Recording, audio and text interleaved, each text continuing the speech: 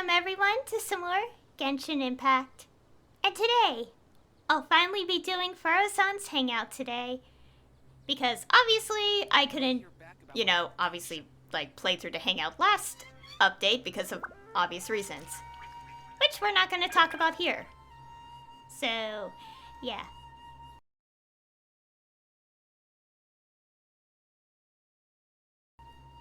And also, I should probably point this out. I had audio issues last session.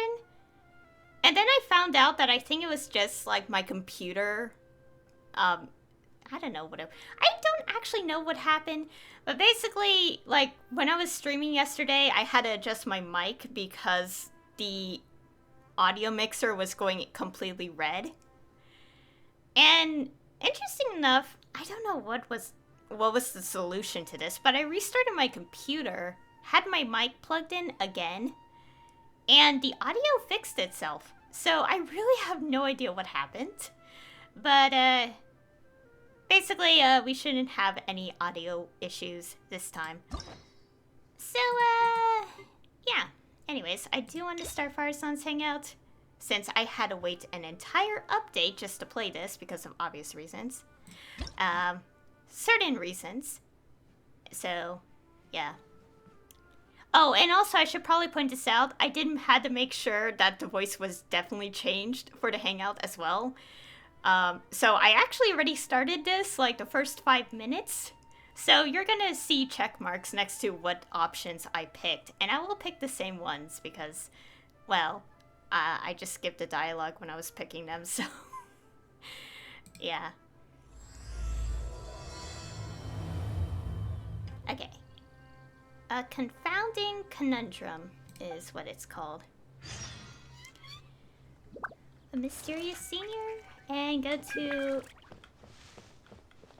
parties. Yeah. Oh my god, I forgot how to pronounce these words, so I apologize. So yeah, we just have to go over here.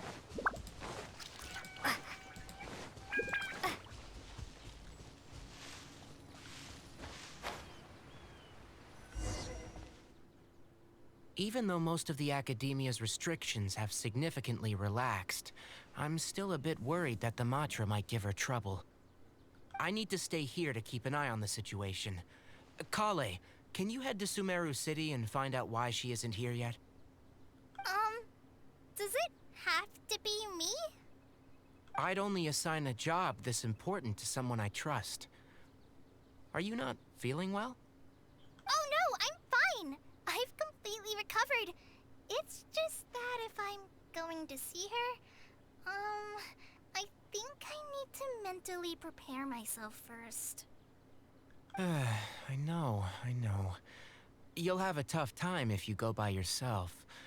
If we could arrange for someone to accompany you. Okay. Yeah, so obviously you could tell I already clicked these. Because I had to make sure. In a predicament, I see? Oh, hey there! It's been a while. What a coincidence. I was just thinking about asking you to accompany Kale to Sumeru City. Why do you think of me, or what made you think I have time on my hands? Why do you think of me? Sorry, that's not what I meant. It's just that this matter concerns research banned by the academia. Not the sort of thing you'd shout from the rooftops. Also, you happen to know about this situation. There are very few people I can trust to be discreet right now. After giving it much thought, I believe you're the most suitable person for this task. Research banned by the academia? And something that I know about. It's complicated, and this isn't the best place to talk about it. We'll fill you in on the details once she arrives. Who's she? You might have heard about her in Sumeru before. Her name is Faruzan, and she's a very experienced senior researcher. When you say very experienced... Let's just say that a huge part of Kasharawar's mechanical research over the past 100 years has used her academic discourse and manuscripts as their foundation. 100 years? Is she human? She is, but she vanished for 100 years because of a certain incident. She only returned to the academia after being found in the wilderness a few years ago. Because of that, her current personality can be a bit, strange, as is her attitude towards Kale. I'm getting a headache just thinking about it. She doesn't have bad intentions, so you don't have to be scared. I'll try. Do we really have to invite her here? Yes. Kasharawar and Spontamod researchers are often quite prejudiced, so I can't trust them with this matter. However, Faruzan isn't influenced by modern thinking. In our previous correspondence through letters, she indicated that she'd be willing to help.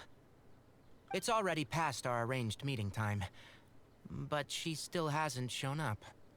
Did she get caught by the academia? I don't think so. With her personality, it's more likely that she got wrapped up in some sort of trouble. Anyway, can you go with Kale to the academia and check on Faruzan for me? Sure thing. Thank goodness. I was so anxious. I'm counting on you two. Kale, don't push yourself too hard. Just go there and see what's going on. Our task is important, but not that urgent. If Faruzan really is in some trouble, come back and tell me about it. We can always reschedule our meeting. After all, if she's distracted by other things, it'll affect her ability to help us. All right, let's go!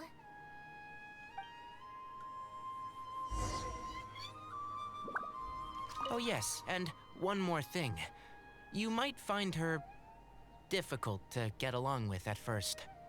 However, if you address her as Madam, she'll become much easier to talk to. Okay. And from here, I actually don't know what happens next, because I just did the very beginning part and then ended the hangout immediately. Okay, so we're going to find Faruzan somewhere. Sorry, what did you say? Oh, could you repeat yourself? As you know, I'm sure, hearing goes with age. Faruzan, I said that you need to give us an answer. Ah, yes. And did you forget to add Madam when you addressed me earlier? Your hearing is perfectly fine. Madam Faruzan, we don't want to make things difficult for you. However, you haven't been teaching courses or supervising theses these past few years. Isn't this rather problematic as an advisor? Never mind the students, even other advisors are starting to complain. And who, if I may ask, complained? If they have any issue with me, tell them to talk to me themselves rather than waste any of your time. You don't have to tell me anything. I very well know that it's those people from Haravatat. How I wish they'd put their time into doing proper research instead. But Madam Faruzan, it has been a long while since you last made any practical academic contribution yourself. Academic contribution cannot simply be divided between the tangible and the intangible. The issue here, I believe, is that the reviewer doesn't understand the very nature of knowledge itself. In any case, it makes no sense to use a metric like this to evaluate a mentor. Which sage set this rule anyway? I should write a letter of complaint right this instant. Wait! Madam Faruzan, please let me finish. That's her, all right. But the person with her doesn't look like a Matra. She looks so young. Shh! She hates it when people call her young! Oh my gosh. Why was that her option then? Her body apparently stopped aging during the year she was gone. So that's why she looks the same as she did 100 years ago. So she disappeared for 100 years. What in the world happened to her? Okay, I think I'm ready for this. Let's go! Anyway, Akara Crafts and the leader of Kasharawar would like to invite you to collaborate on this project. They're wondering if you'd be interested. Madam Faruzan? Are you listening? Mm-hmm. Ah, Kale! Why are you here at the Academia? Are you feeling better now? I'm much better, Madam Faruzan. It's all thanks to the Traveler and the Dendro Archon. Have you been sleeping well? You seem to be developing some eye bags. Is that brat Tainari forcing you to stay up late again? No, it's because I'm a slow learner. It's not Master's fault. It's good to be hardworking, but you need to take care of your health. I'll have to give Tainari a right talking to when I see him. I'll also prepare some health supplements for you. There's really no need. Ah, and is the person beside you the legendary Traveler? Pleasure to meet your acquaintance, madam. Oh, I've heard much about you before. In fact, I've been meaning to meet you for a while now. It is thanks to you, after all, that the Academia is finally getting back on its feet. Even Kali's illness is... Ahem. Madam Faruzan, I believe we were still discussing the collaboration with Akara Crafts. I'd wager it's those Kasharawar dunderheads finding excuses so that I'd go to their darshan. Say no more. I have no plans to change my field of research. If you're this unwilling to participate in the collaborative project, you can also consider teaching a class. It might be difficult to teach a course with topics that only fall within Haravatat's subjects, but we can't delay this anymore. You need to give an answer. You can teach a course or participate in a collaborative project. If you don't do either, it'll be hard for me to persuade the advisors and students who have been complaining. This sounds like some internal academia dispute, or it seems to have nothing to do with Tainari's request.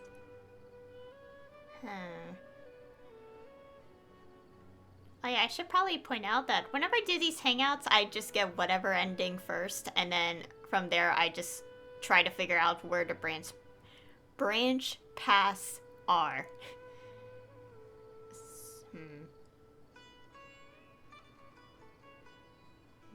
I don't think it matters right now, but if it does, I want to go with the top one. Could you not give me a few more days to consider? This matter has been delayed for so long already.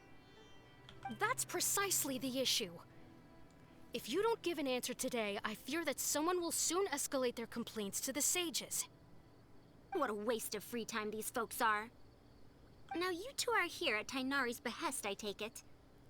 I'm sorry, but given the current situation, it looks like I'll have to come over some other day. Kali seems like she wants to say something. Please give me a moment with Kale. Of course. I shall need some time to think as well.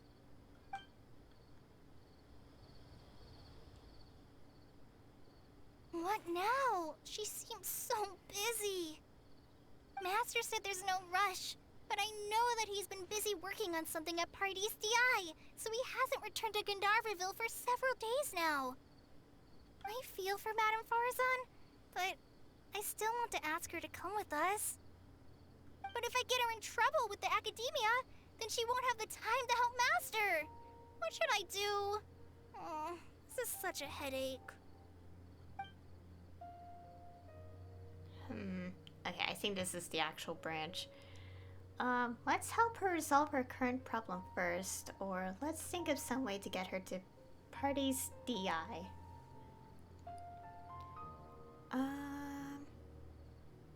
Let's go with the first one, maybe. Yeah, that would be the best for them both. I'll check with Master later and see if there's anything I can help him with. But I'm sure he'll say, the best thing you can do now is study hard, so I don't have to give you remedial lessons. I can stay and help Faruzan. Huh? Oh yes! This way she can get her problem sorted out quickly, and then she can go see Master. So if I also stay and help... that still sounds kinda scary. You don't have to force yourself, or let's observe the situation first.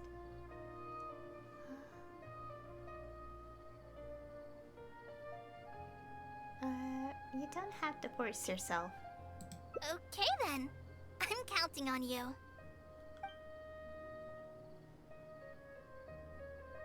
Huh. I have to teach students from Haravatat or owe Kasharawar a favor. It strikes me that they might be even less happy about such a deal than I am.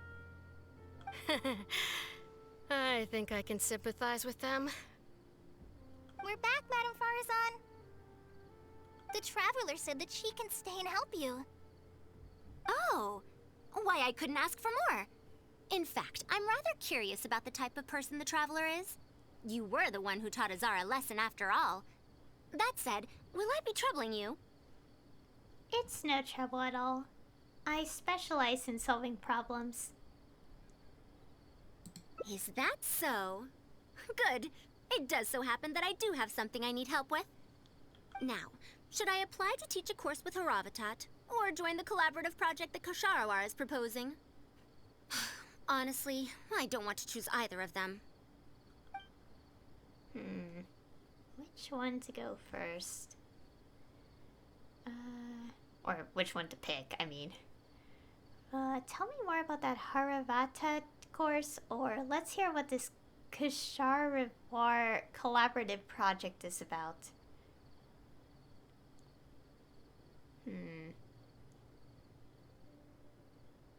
How about Haravatat? You might have heard of it before. Haravatat is an academic faction that researches languages and runes. 100 years ago, Madame Faruzan was a researcher from that darshan. Now, not was. Still am. Yes, of course.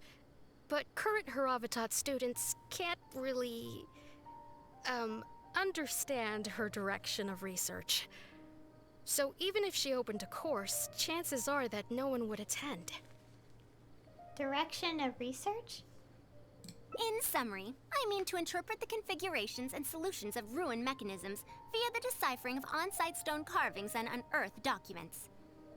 It'll include research into general documents dealing with such ancient machines. The research method is supported by Haravatat, yes, but the content deals heavily with both ruins and mechanisms. This will make it difficult for students of this darshan because they don't understand much about mechanisms. Also, there are fewer and fewer unexplored ruins left nowadays, and Kasharawar researchers have been developing their own theories on mechanisms. As such, they don't need to rely on ancient documents. So this subject is what you might call a sunset industry. So she's doing very niche research. What's a sunset industry? I had never heard that term before.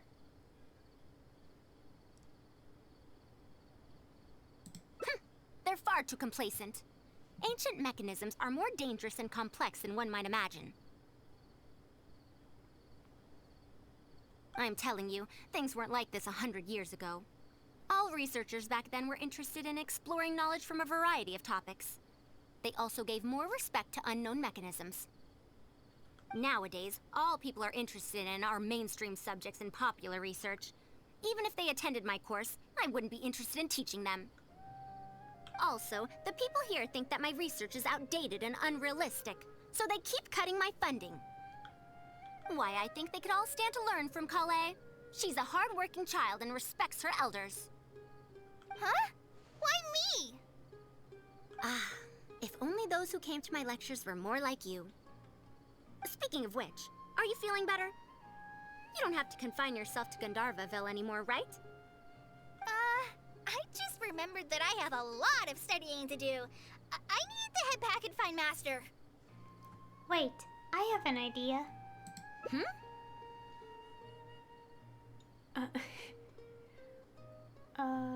This looks combined. Kali needs to learn how to read, and you need to teach a course. Are you telling me to start a reading course for Kale? Huh? Wait. Although Tainari has academic dealings with the academia, he isn't considered part of it. This means that Kale isn't technically a student. Does she have to hold this class in the academia? Can't it be a public course? No, she's right. The old academia became consumed by their arrogance precisely because they ignored the public. There must surely be many people like Kale and Sumeru who are passionate about learning, but cannot study due to various reasons. The old academia paid no heed to them. But if I start a reading course for Kale as a pilot, perhaps this shall come to benefit many more people in the future. I'll need to go back and ask if this is in accordance with regulations. Oh, save yourself the extra trouble. I'll come with you. If there's any arguments to be had, we shall sweep them aside together. Traveler, Kale, do wait for us a little while outside the academia.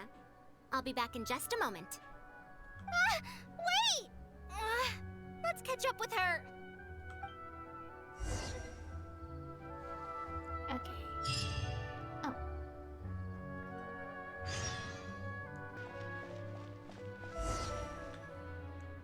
I can't believe she rushed right in after we arrived. She's really headstrong. Oh, how did things turn out like this? Did I end up giving her a bad idea, or you seem quite scared of her? No, not really. Madame Faruzan is a brilliant scholar. Even Master thinks so. If she's really going to teach me how to read, it'll definitely be much better than me bashing my head against the wall. It's just that she can get a bit too passionate sometimes. I don't know how to handle that. The way she treats you is completely different from how she treats researchers. Maybe it's because she wants to take me in as a student? It's just like that researcher said. The academia has completely changed during the 100 years that Faruzan was gone.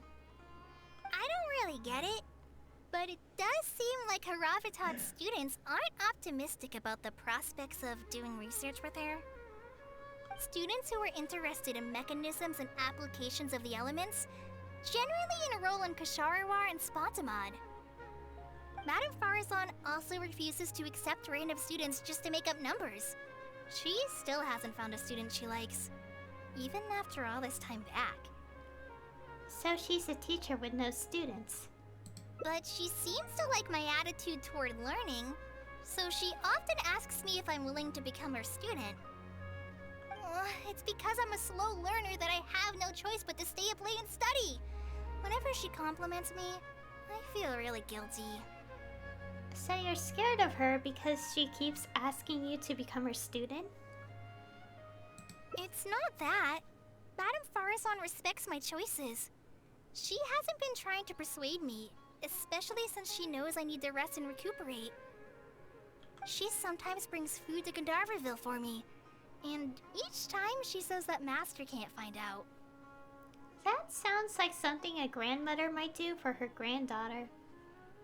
Now that you mention it, it does feel a bit like that. Do I really look that young? Kale, Traveler, thank you for waiting. The issue has been resolved. That was fast. I argued with the higher-ups and convinced them of the practicality and necessity of educating the general public. If I'm not mistaken, they're the students of my classmates' students. They're a lot less forceful than their predecessors, though. I'd say they caved rather quickly. Amazing. Were they convinced or were they coerced? It's just that we need to fill in every single page of the application. It's been a century, but the academia is as picky as ever. Let's see now. What do we need to fill in? Course name, learning objectives, teaching methods, course materials. I suppose we can fill in the course name last. Our learning objective is to teach people to read, right? That's a bit too general, I'd say. After all, this class's target audience isn't toddlers or children, but rather people who already know the basics of reading. As such, we'll need a more specific learning objective. How about proficiency in reading and writing. That's true. If we use children's teaching materials, we'll only end up wasting a lot of time on things that students would already know. And you have your job as a forest ranger, Kale. People who attend this course in the future are also likely to have life commitments. We need more effective teaching methods. So, other than teaching materials for children, what other learning methods does Kale use? Master always tells me that practice is the best way to learn. That's why I often ask him to help me find simple books to read. It must have been difficult to get books in Sumeru in recent years, no? Tainari really went the extra mile for you. Expanding literacy is a capital notion. Now that the Academia is easing restrictions on the circulation of books, there should be more people who have become interested in reading. It's a great time to conduct this course. So we've got teaching methods sorted out. How do we choose our course materials then? So that's next on the list. I fear that I'm at a loss as to which books youngsters like nowadays. Would The Legend of Antara be too old of a story? If even a centenarian like you finds that tale old, or how old is that story? Wait, is this the same? If even a centenarian like you finds that tale old, how old is that story exactly?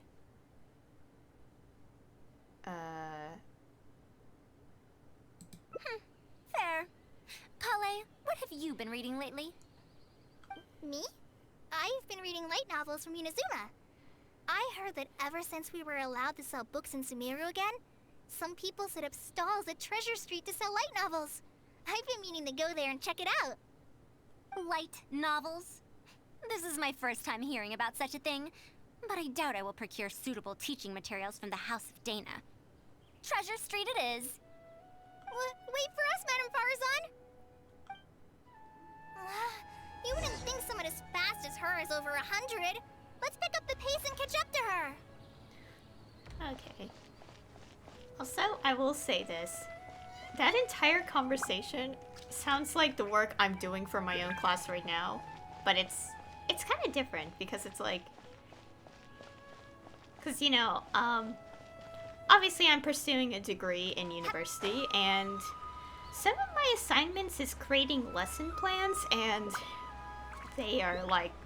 They're not easy to make. So I'm just like hearing all this stuff and I'm like, this really reminds me of my work. I also went the wrong way.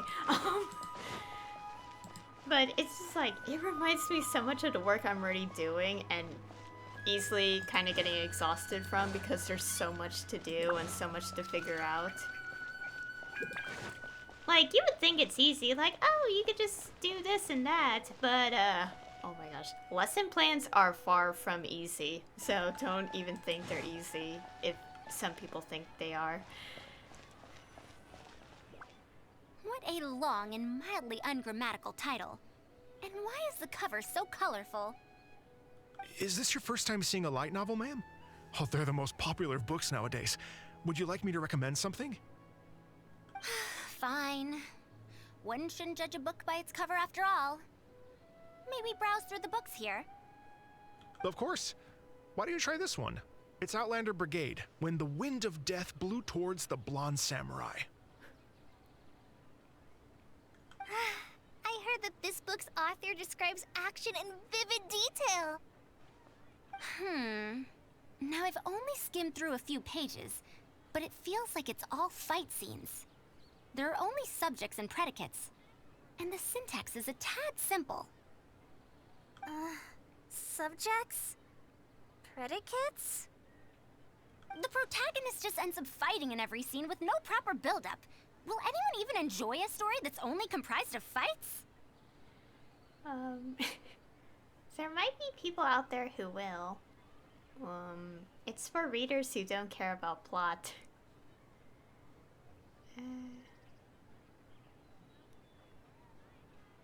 These choices are kind of similar, but, How about... the good thing about being reincarnated as a hilly churl is that I only need to eat Sunsetias to become stronger. Oh my god, I forgot. Light novels have stupidly long title names. Why? A reincarnation isekai story? Those are pretty popular right now. Isekai? What in the world is that? Also, why does it become stronger by eating Sunsetias?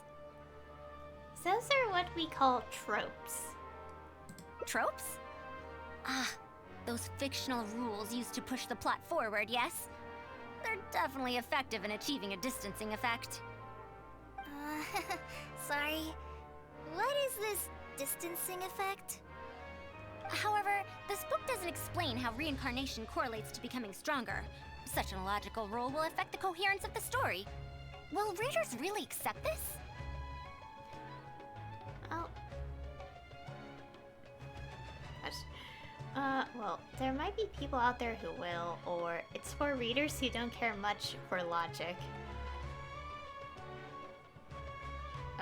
Should we just keep going to the second option?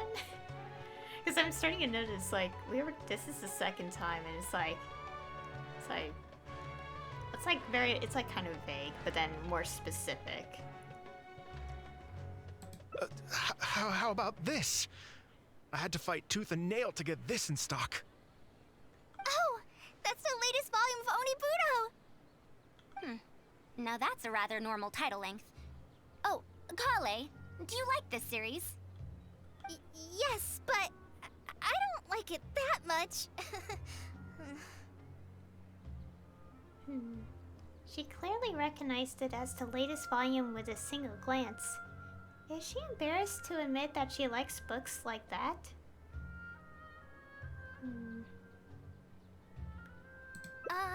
Madam, are you going to use this series as teaching material? Let me see. The dialogue flows quite well, but there are too many phrases here that I don't recognize. Third eye of perception, illusory mirror, and so on. Are these terms that are tied to tropes? I also thought those names were strange when I was reading them. She was able to say those phrases in such a serious tone. I guess that's a language researcher from Haravata for you.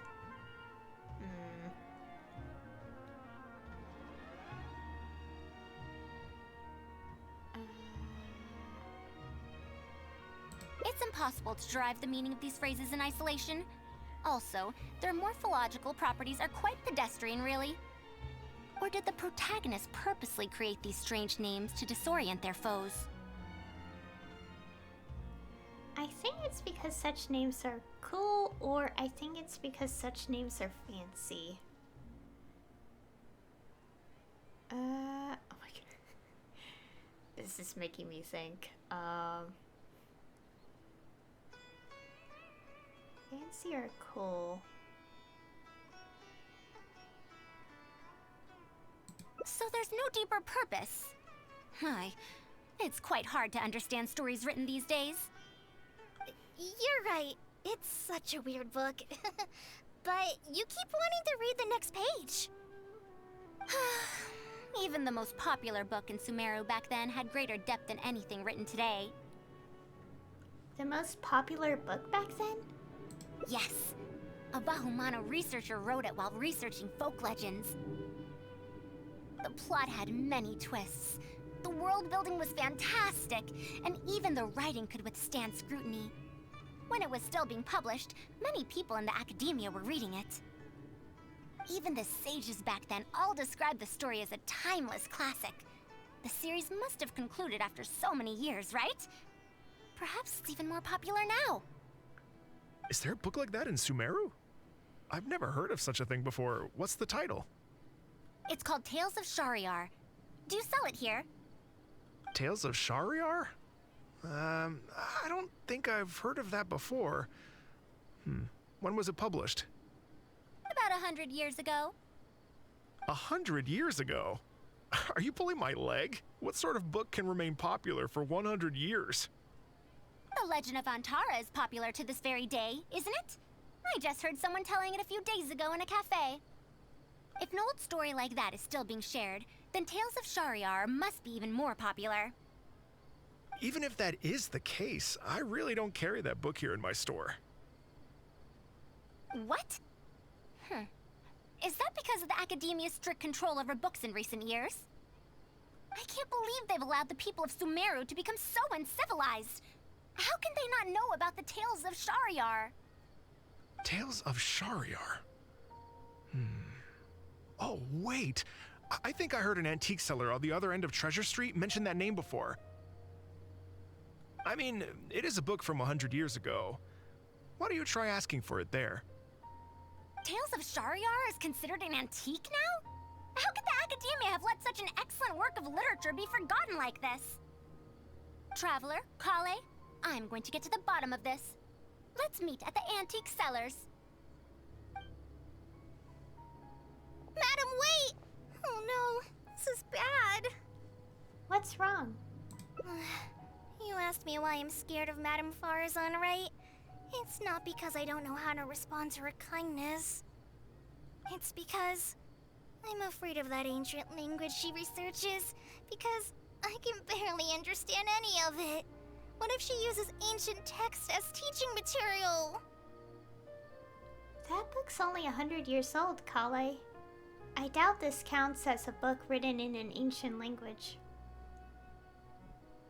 Even so, what if researchers from 100 years ago like to use ancient languages in their books? We've got to catch up to her!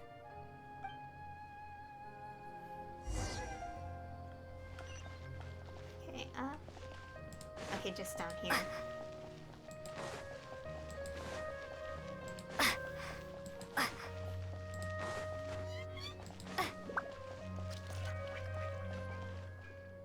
Found it! The 5th volume of Tales of Shariar! Wow, you actually found it! I never thought this book would ever get sold. All right, that's our teaching material secured. We also now know what to call this course. Analysis of Classical Texts. After all, this book is definitely worthy of being called a classic. Can I take a look? Luckily the language being used here isn't ancient at all. I can recognize a few words here and there. Huh? But why aren't there pictures in this book? As long as the writing is good, readers won't need any illustrations to imagine the scenes. Worry not, I shall thoroughly explain the difficult sections. You'll like this book, I know it. After all this time, I wonder if Aaliyah and Aziz ended up together. And who obtained the Desert Gem in the end? Sir, do you have the subsequent volumes of this series? I don't think so. Is that so? And here I thought I could finally read the ending. Never mind, I'll keep searching for the later volumes myself. If I'm to use it as a teaching material, it's better to start earlier in the series. Where are the first 4 volumes? Why aren't they all together? I don't have those either. Actually, this is the only volume I have. Is this series really that popular? No. It's not popular at all. Rather, there's absolutely no demand for it. No demand? Impossible. Back then, I'd come across at least 3 groups of people talking about it during a single stroll at the Academia. Seriously? No one told me that this book was anything special when I first got it. Where did you get this from? Can you still contact the seller? I'm afraid not. This book was sold together with a whole bunch of antique furniture. I didn't even notice it initially. Otherwise, the Matra would have come knocking. Wait, is this book actually worth a lot? It can't be, right? I'm afraid not. It doesn't look valuable. That's impossible. No matter how strict the Academia was, there's no way Tales of Shariar could have fallen into such a state. I do remember a passerby skimming through the book a few days ago. However, he simply sighed and left. He sighed? Why would he react like that? Given the quality of Tales of Shariar, he should have been entranced after a single glance. I'm sorry. Traveler, Kale, please give me a moment. I'd like to look through this book first. Why is there another misunderstanding between Ali and Aziz? Also, why is there no mention of the Desert Gem at all? And a new character is introduced with no foreshadowing at all? Also, what are all these new names and terms? Is this really the Tales of Shariar I know? Well, that passerby reacted in much the same way. Who was the passerby in any case? It's Mada from the cafe over there. You know, the fellow who spends all day telling the legend of Antara. Since that's also a very old story, maybe he knows a thing or two about that, Tales of, whatever it's called. Then let's go ask around at the cafe. Huh? Madam Faruzan? Huh? Oh, yes. Let's go.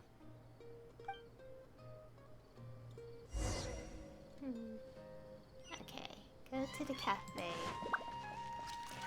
The feeling where... How do I describe this? It's like the feeling in the story that you love, but then like there's a point in the story where like it makes no sense, and or something like that, and it's like you're just left feeling so disappointed, like, oh, it's so good, but why did it go to this direction? I can understand that feeling.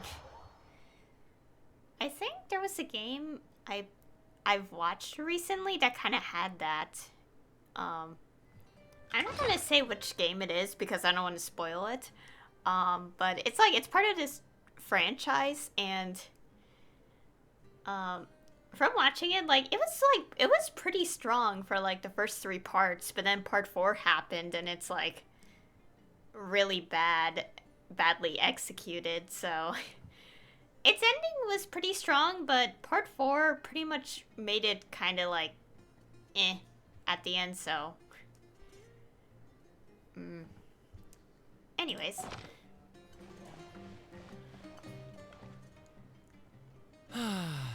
Another day, another empty room. Excuse me? But are you Mada? Yes! Are you here to listen to my story? Well, we actually came to ask about something else. I see. Sorry. It's fine. I'm used to it, more or less. So, how can this terribly unpopular storyteller help you? Do you know about Tales of Shariar? Huh? Tales of Shariar? Why, I can barely remember the last time anyone talked about it. My master always talked about how incredibly popular that book used to be. However, I tried reciting a few chapters of it at the cafe, and I found that it's even less popular than the Legend of Antara. Your master? Yes, the one who taught me how to be a storyteller. He said that Tales of Shariar was written by his master's master's master. He also said that this great-great-grandmaster was an academia researcher, and that even the sages liked the series. He wrote 4 volumes back then, and the reviews just got better and better. You couldn't find a single person in Sumeru who hadn't read his books. And then? What happened next? Why doesn't anyone know about Tales of Shariar now? Oh, it's hard to tell when it comes to trends. One day everyone likes stories like that, and the next day their tastes change completely. Instead of writing a proper ending, this great-great-grandmaster kept trying to extend the story. To tap into popular trends, he added a lot of tropes. Then, starting from the 5th volume, the reviews started to go downhill. How could that be? Then what happened to Tales of Shariar in the end? In the end, there's no ending. The great-great-grandmaster tried to write a few more volumes, following whatever trends were popular at the time, but the trends kept changing right as he published his books. He got so infuriated that he stopped writing altogether and focused on his research instead. What? So there's no ending? The readers didn't care? By that time, only a very small number of people were reading Tales of Shahryar. Anyway, my master probably exaggerated. How could a work possibly have been that popular? The only tangible thing my great-great-grandmaster left is the original draft of Legend of Antara. He also left behind many theses from his research phase. When my master talked about Legend of Antara, he'd even quote from those theses. My master is a much better storyteller than me. Even when we're telling the same story about Antara, he's always able to draw in a huge crowd. But even he won't recite Tales of Shahryar due to its ever-changing writing style and its lack of an ending. So, Antara's story is the one that lasted through the years. Well, not even sages can definitively ascertain the quality of something like a story. In the end, only time can separate the classics from the fads. Only time? Madam Faruzan? It's been 100 years. Perhaps some things I once believed to be great aren't so after all. You know, I think you don't have to worry about that.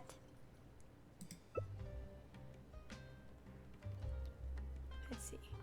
The story's decline might not have been due to changing trends.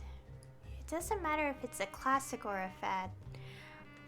What matters is that you like it.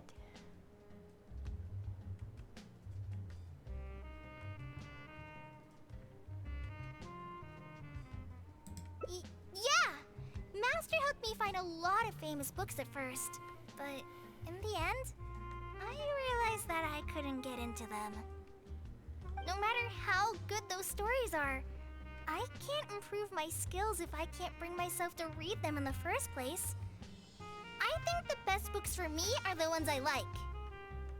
The problem here is not actually about improving your reading skills, but I suppose the principle is the same.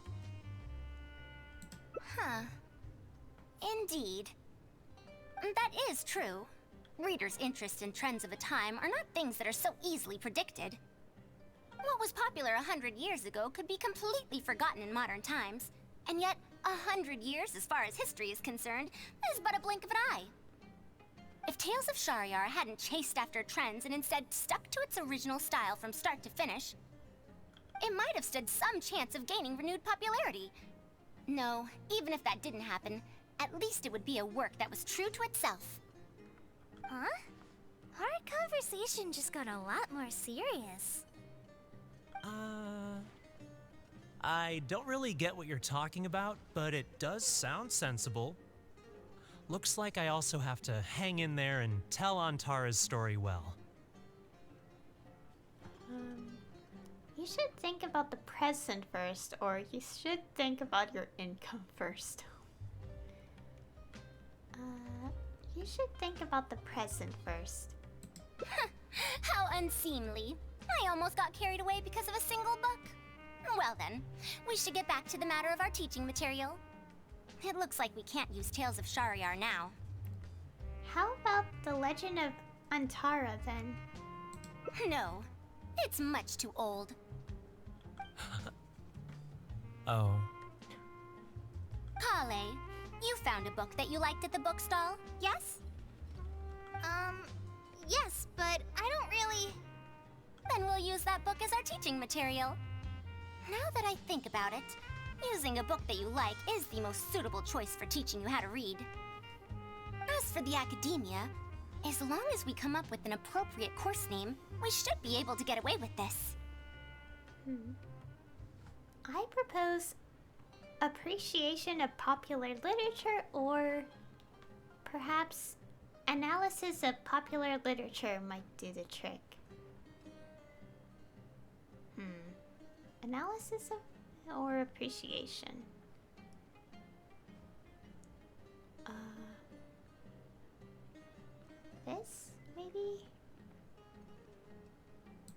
my. It sounds like you've dealt with the academia before. Let's go with that. Now then, let's return to the book vendor in a bit and buy the latest volume of this Onibudo for Kale. Ah, but if I wish to use it as teaching material, I have to read it first. Huh? Speaking of which, other than third eye of perception and illusory mirror, I also espy some unfamiliar phrases from the reader's messages at the back of the book.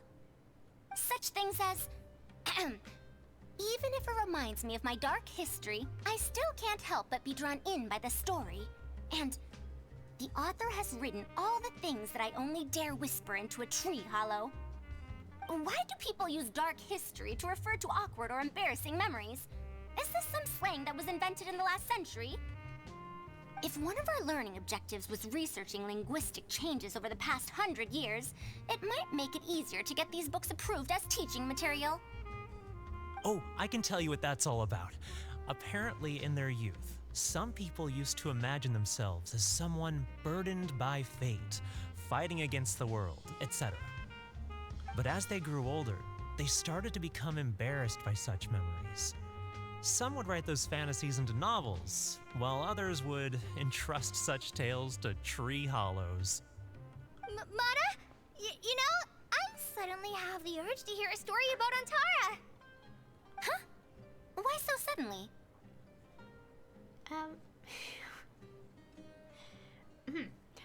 I think we can ignore the whole dark history thing just for now. Or it's good to reminisce on an old tale in a while. I knew it. There will always be people who love the golden oldies. Now, let me tell you all about the ancient hero, Antara.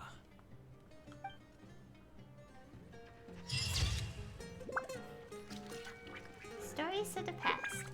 Tales of the past remain radiant even now. Okay, got our first ending. Gosh, I'm also getting hungry right now. It's like 12:56 p.m. Also some primo gems as well. Yay! Okay, let's see our progress. Okay, this okay, this went straight into the thing.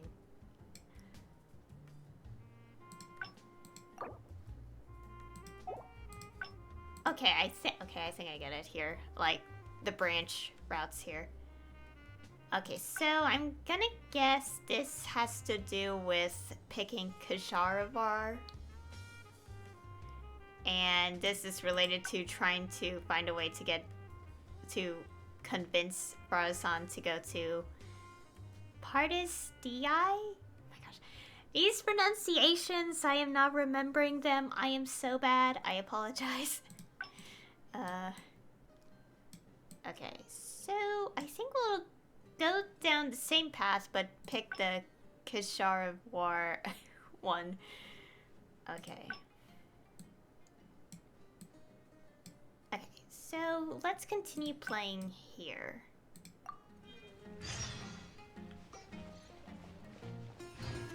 Although before I continue, I'm gonna take a short break, so I'll be back in a few minutes. Okay, I have returned. Just took a short break to get something to eat, so I am not like... how do I put this? Like, not tired, I guess? I don't know. It's not like I get tired, but like, you know, like hungry or something. Anyways, let's go up. Oh yeah, for the same dialogue, we just skip. So, oh, wait. What now? She seems so busy. Okay, for a second I was like, wait, did I accidentally click the wrong thing? No, I think the activation point was just... okay. I'm trying to say I don't think I was anywhere near where we stand here, but I guess like the activation point is just that big or something. I don't know. Master said there's no I feel for Matt, but if I get her in trouble... Okay. So, from what I'm guessing, this is the bottom bar?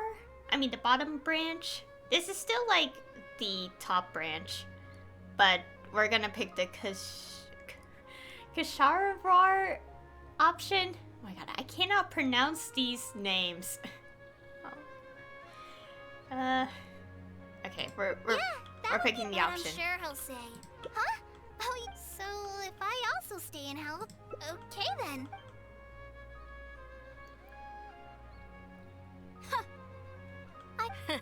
We're back, Madame Faruzan.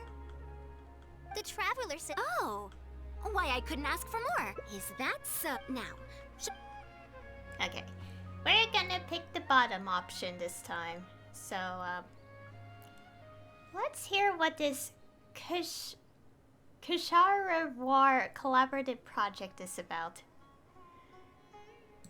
I don't know if Tainari's told you about this before, but while my research involves learning about ruins and the mechanisms within them, I don't belong to Kasharawar, which specializes in researching mechanisms, nor am I in Spontamod, which specializes in researching energy flow. Instead, I'm part of Haravatat, which specializes in languages and scripts. What do I pick? He only said that you're a very senior research... Why do we have to say a very senior? It feels kind of bad, honestly. Oh my gosh. He only said that you're a very senior researcher in the field of mechanisms, or you don't belong to Kasharavar or Spontamod, huh? I don't know what to pick.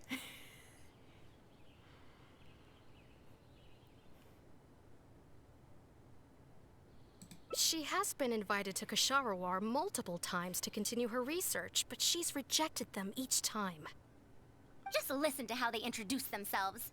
In the future, Kasharawar will be the only Darshan with the ability to research mechanisms. There's no such thing as exclusivity in knowledge. Besides, the current Kasharawar is more concerned about how mechanisms can be used in everyday life, while my research involves textual analysis of ruins. If they're trying to use the collaborative project as an excuse to have me reconsider again... No, that's not it. The request this time is from Akara Crafts. The representative of Kasharawar recommended you to them, Madame Faruzan.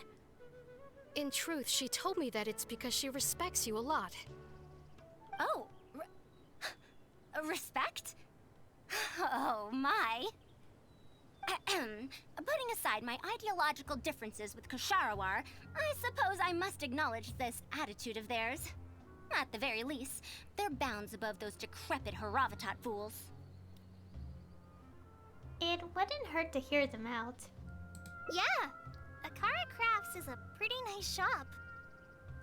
Well, since both of you feel as such, I shall first hear this proposal.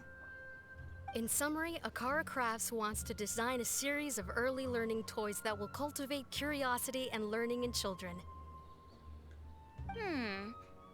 Early learning toys. Interesting. The academia agreed to work with them because they hope that these toys can help children become excellent researchers in the future. True. The current academia is in need of some new blood. If the children start learning now, perhaps I can find some talented students in a few years.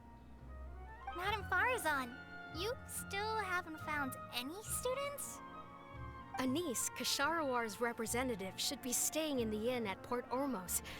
If you want more details, you can find her there. Port Ormos? Now there's a place I haven't been to in a long time. I wonder how much it's changed. I probably can't join you since Port Ormos is a little far from here. I should probably go back and report to Master, and then review today's homework. No worries. Go do your homework, Kale. Once I'm done with everything here, I'll head over to Pardistii. I'll take you there. I can help out.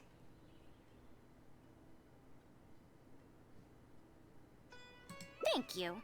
Why, I'd even call this a rare chance for a curious researcher like myself to observe the legendary traveler up close.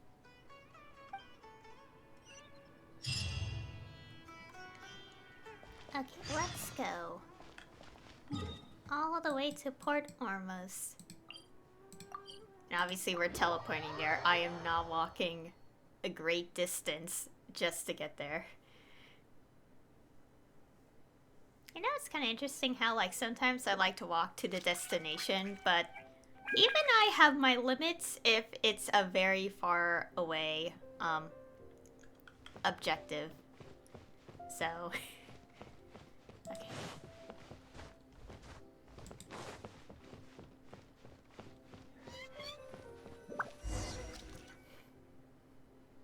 Madame Faruzan! Oh, it's really you. Did you change your mind? All right, calm down. Let me be clear. I'm still not all that interested in Kasharawar. I'm just here to see how the project is going. After all, you're here as representatives of the academia in this collaboration. The reputation of all research is at stake here, so I will not simply stand by should mistakes get made. Either way, it's good that you were willing to come.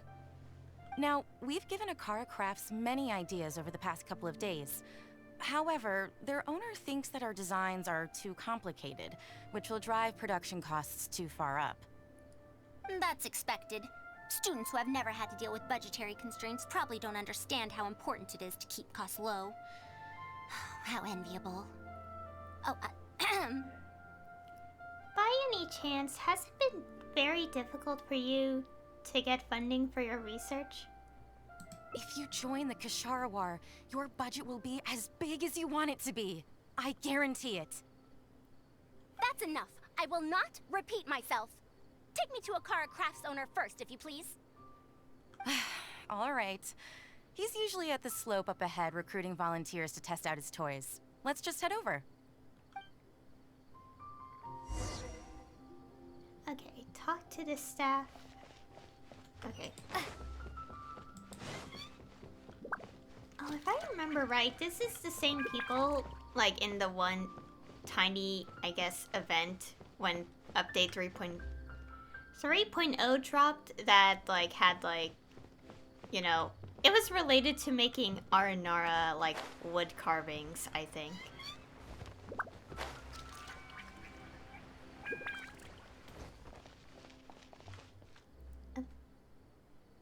Mamdu, the one I recommended is here. Oh, so you're, Madame Faruzan? Yes, that's me. Ah, wonderful. We haven't been able to make any progress on our collaboration recently. We've made many suggestions, but Miss Anis thought that those ideas were too simple and wouldn't be effective in training the mind. These early learning toys are meant to help the academia train future researchers, after all. If they're too simple, then how are they any different from regular toys? But if they're too complicated, not only will they be expensive to produce considering our production capabilities, but they won't have much broad appeal to Sumeru's children either. So the design can't be too complicated, but it can't be too easy to play with either. I remember that in your notes, many contraptions have managed to fulfill complex functions despite using simple parts. Maybe we can do something similar with these early learning toys. The contraptions in my notes? I didn't create those. I simply took the contraptions in the ruins apart and analyzed them. But now that you mention it, the ruins did have things like that. Do you have a pen, paper, and scissors? I'll make a paper prototype. You have an idea already? I suppose I should have expected as much of a respected academia senior researcher. We do have those. Yes, please, help yourself.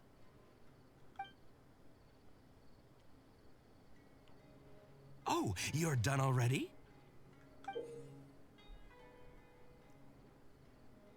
Oh, it's one of those... I forgot what it's called, but is it one of those, like, stacking toys or something with the rings? Let me explain. These 3 thick lines represent 3 poles. These paper strips of varying lengths represent rings of different sizes. They can be slotted onto the poles and stacked up like a tower. Well, that is easier to make than I expected. So, how is this game played? That's very simple as well. You just need to shift the tower from this pole to another pole. Isn't this a little too simple? Even by the standards of an early learning toy, I mean. Of course, when moving each ring, the paper strips in this case, you must follow one rule. You can only move one ring at a time, and you can't place a bigger ring on top of a smaller one. It's like building a tower. The rings in the 3 poles must be stacked from big to small. I named this toy Pagoda Stack. Pagoda stack. That sounds way too simple. Even I feel like it's missing something. Give it a try and you'll find out if it's simple or not. I heard from Anise that you find volunteers to try out the toys, right? Why don't we do the same for this game? It's such a simple toy. There's no need to... Mamdu, let's just do as she says. Okay, then. And that's how you play this game.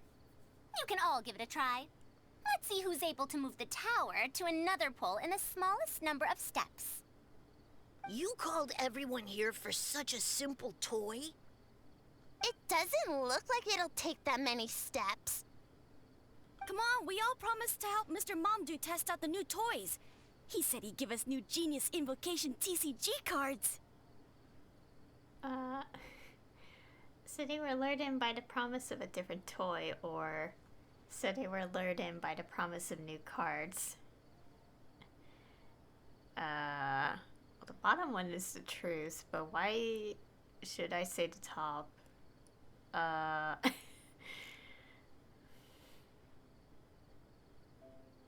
Actually, it's kind of both-ish.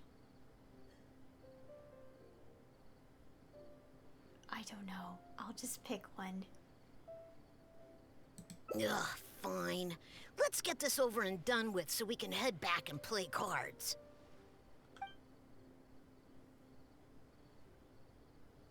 Done! It took me 19 steps. Huh? It took me over 20 steps. I only needed 18 steps.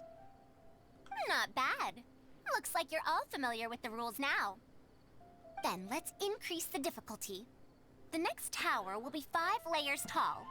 Now then, give it a shot. You know, I want to say this now before I forget. It may seem simple, but I remember seeing a puzzle that someone did in their playthrough of a game. I forgot what it's called, but because I just watched it randomly at some point, where this kind of puzzle was in the game, and I think, if I remember correctly, they had to get this entire stack to the third, like, pillar, and I think, I don't know how long it took, but I think it took like 30 to 50 minutes for the person to, and it was definitely like 5 rings as well, so, oh my god. It took like maybe 30 to 50 minutes for that person to solve that puzzle. And I'm like, oh my gosh. I think I skipped through it partially because I was like, why is this taking so long? Well, I mean, obviously it was taking so long because it was pretty difficult, but my goodness, it took so long because it was actually that difficult to figure out. Anyways. Wait, there's more? Well, since we're already here, why don't we just give it a try? An extra layer shouldn't make it that much harder, right?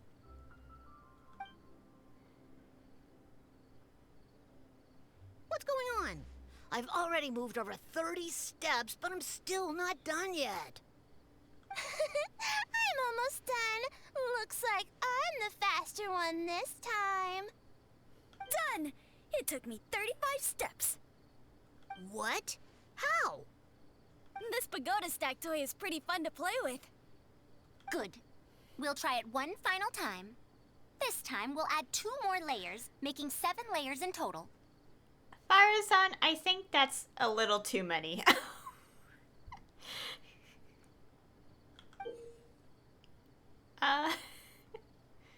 Momdu, we've still got quite a few paper strips here. Why don't you give this a go as well? Do you need that many steps for something this simple? Let me try. Madam Faruzan, allow me to try it as well. You were looking at it quite seriously just now. Are you starting to understand the principles involved? I think so. If you want to test out your hypothesis, you'll just have to play and find out. Got it. We don't have enough paper strips left for you, Traveler. However, by the looks of things, you seem to have the game figured out. Somewhat or just about? Well, just about. Why don't you guess what the lowest number of steps needed to solve a 7-layer pagoda stack is? What? I don't know. Gosh, I know I told the story, but it was like I think that puzzle in that game the person played had like 5 layers, so and I don't know. What would be the lowest? Let's see. I wouldn't say 100. I'd like to say somewhere between this value and this value, so either 127 or 108. The lowest, maybe 108? I don't know. What a shame. You were close. However, you did well for someone seeing Pagoda Stack for the first time. Let's see how well they do then.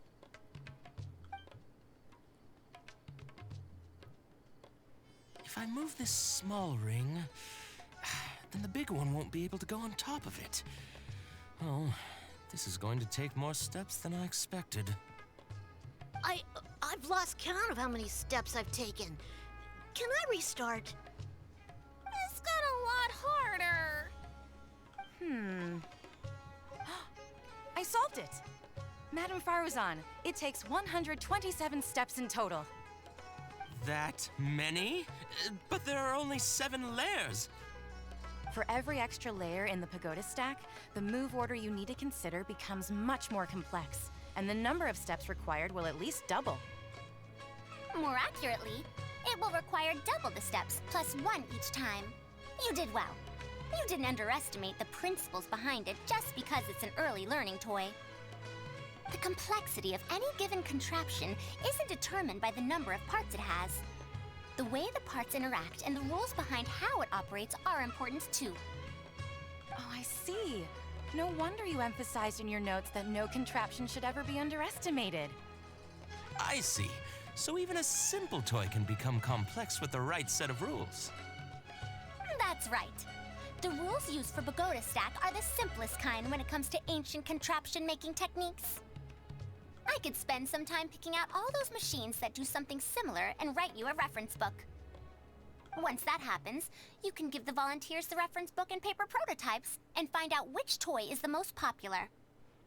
Do you have any other toys? Yeah! When can we play with them? In about 2 days or so, I think. Anise, if you're free, can you help me with the illustrations for the reference book? Of course! I'd be honored. 2 days should be enough for us to find more volunteers. Then we can organize a huge conference here, at which we can announce which toy we'll be making. Should I come back in 2 days then? You'd be most welcome. We need more people to get a healthy range of opinions. The more, the merrier.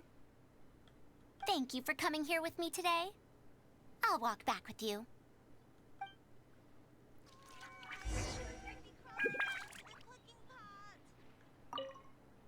No wonder she's so well respected at the academia. When I first saw her, I thought she might be unreliable because she's so young. Don't let her know I said that. Anise warned me about that before. Is Madame Faruzan really going to mentor me? What an honor. I'm sure she'll say helping with illustrations isn't mentoring. So, don't tell her I said that. Okay.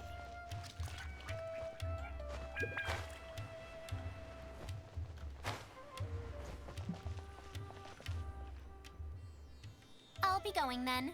Say hi to Tainari and Kale for me if you can. Once everything here is settled, I'll make my way over to Pardistii as quickly as I can. So, about Kasharawar War or oh yeah, about Anise.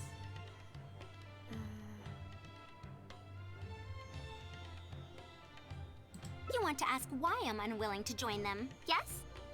Putting aside the fact that they're too full of themselves, I actually have no issue with their research methodologies and approach. After all, knowledge is either right or wrong. Superiority and inferiority do not come into the conversation. All researchers are just doing their best to shed light on the unknown in their respective fields of expertise. No matter what corner of the unknown they shed light on, it's a step forward for us all. Then why do you refuse to join them? Because I believe wholeheartedly in that principle. Even if the others call my research useless, as long as the knowledge I gain from it is accurate, it could become useful in the future. In the end, useful and useless are concepts that shouldn't be used to evaluate knowledge.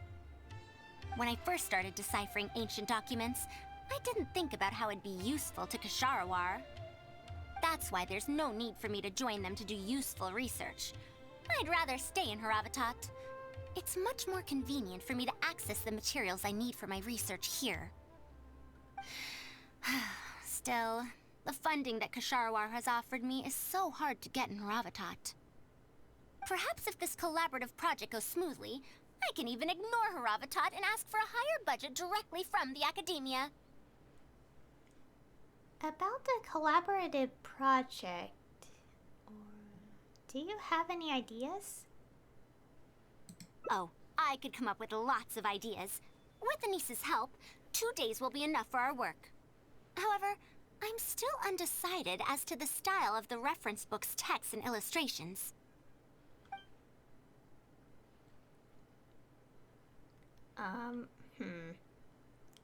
Try to be accurate and detailed, or try to keep it simple and fun.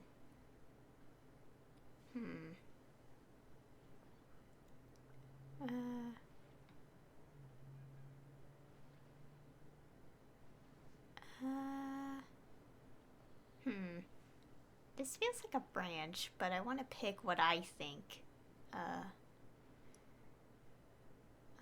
Try to keep it simple and fun? I don't know. You're right. If no one understands the reference book, it doesn't matter how detailed it is. It's better to make it simpler and fun so that children will be interested in the subject. It'll also make it easier for me to recruit students in the long run. Thank you. I'll take your opinion into account. See you in 2 days. Wait until 2 days later. Okay. Okay, just do this.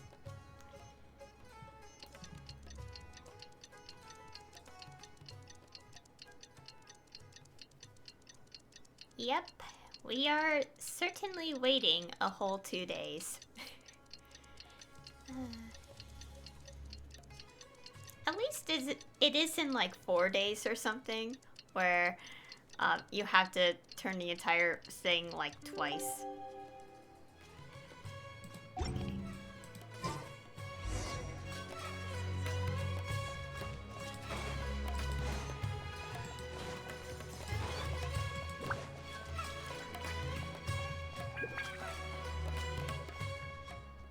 Oh, you're here. We're just starting to set up the venue. We've called up everyone we possibly could have. This is going to be quite the event. My masterpiece is going to be exhibited after all. Let's see what the academia shall say about it this time.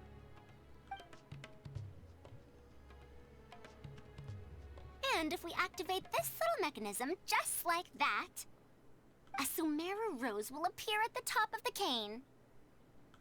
Oh, I see. I thought it came out of thin air! It's amazing! If the mechanism was bigger, you could make a rabbit appear, right? Then you can't use a cane. Could you switch it out with a hat or something? You're applying what you learned creatively. Not bad. Let's look at the next page. If you fold an origami bird like this, it'll fly further and more stably. Whoa. You can make a mechanism using just a piece of paper? The principles at play are even more important than the parts that make up a mechanism. These are pretty cool. I'm tempted to try them out. I'm not that interested in toys, but if they'll be beneficial for children's development... Everyone, we have paper prototypes and craft materials that you can use to make your own toys. Come try them out. This is such a well-prepared event. I'll give it a go. But we want to play too! It's fine. We have a lot of paper prototypes and craft materials. All feedback is also welcomed.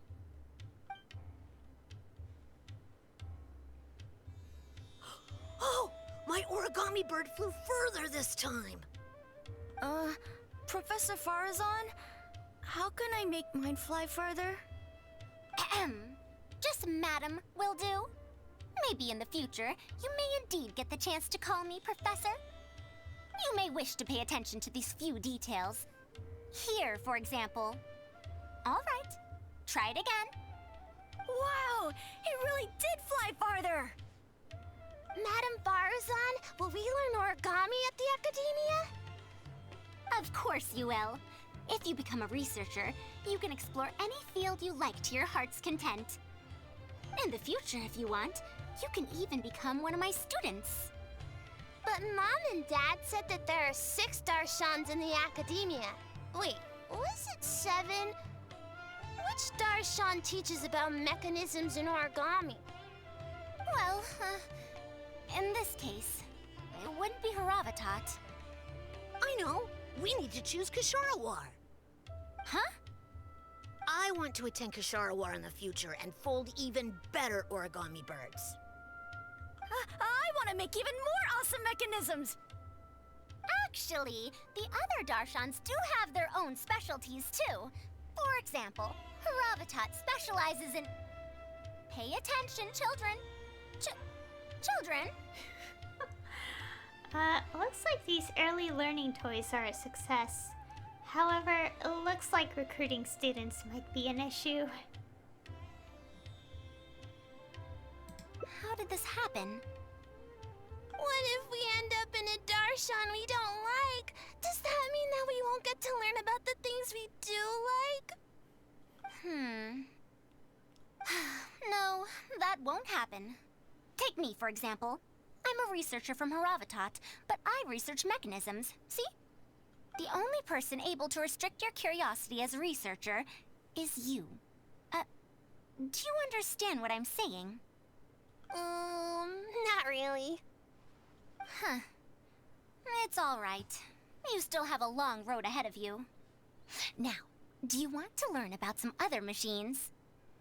Let me tell you a story about pressure-based mechanisms and elemental monuments.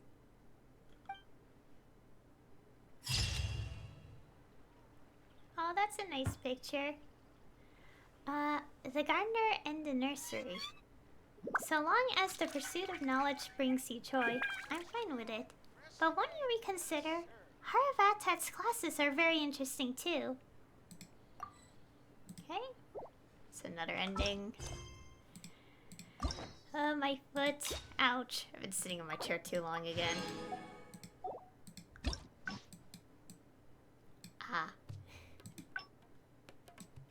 Okay, so yeah, we have a branch here. I think it was the choice, you know, the simple, fun, accurate, detailed one. I'm gonna guess. Okay, let's at least walk away from accidentally starting the thing in case. So when I start it, it doesn't immediately go into the cutscene.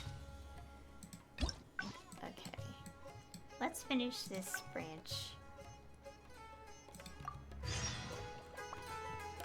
Okay, yeah, it's the other option. What's gonna happen? Because...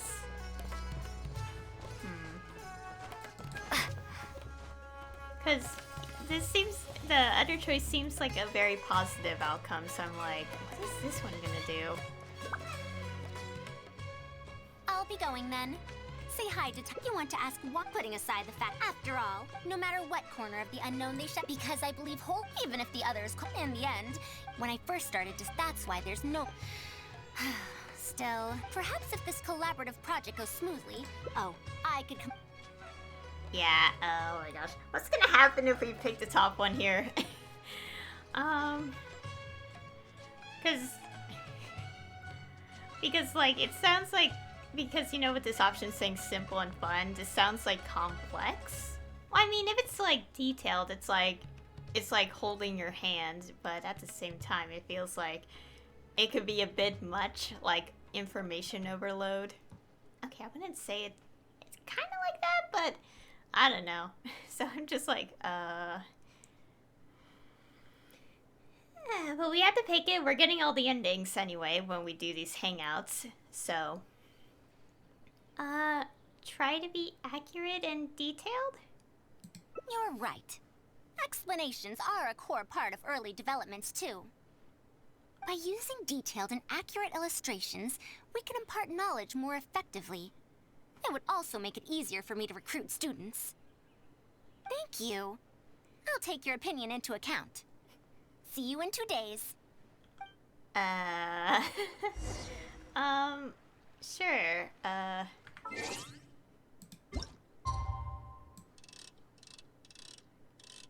So as I say, it's like... I will say, like, obviously detailed instructions are good because, you know, like... simple can sometimes end up being vague, but at the same time, from my own experiences with instructions, too many instructions could be very confusing, so I'm like, I try to remember a time in my life that it was like that, but I can't think of anything on the top of my head. I know there was something where, okay, something that isn't school related, because of course, like, assignments confuse me no matter what, but I don't know.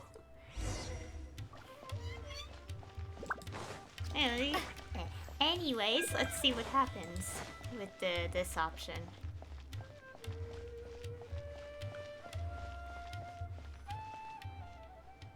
Oh, you're here. We're just starting to set up the venue.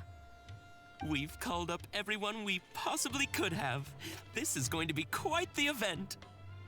My masterpiece is going to be exhibited after all. Let's see what the Academia shall say about it this time.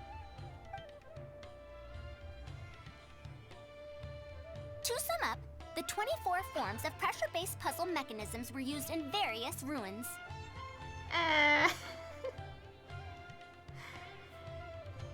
All right, let's go to the next page. Now, I'll explain the base layer design of elemental monuments. Oh no, I was right. It's gonna be like this. How did things turn out like this? I feel like I'm in class. Oh no. Are we done yet?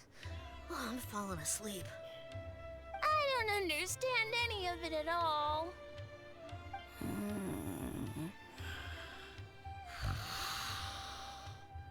Are these really toys? They sound a bit too dangerous to buy for children. Oh, Well, we've prepared paper prototypes for everyone. If you're interested in the mechanisms Madame Faruzan's talked about, you're more than welcome to try them out. Oh, this is no fun. Can I try another toy? I want to go home and play Genius Invocation TCG. Forget it. I don't think anyone would be interested. I should go home and take care of my children.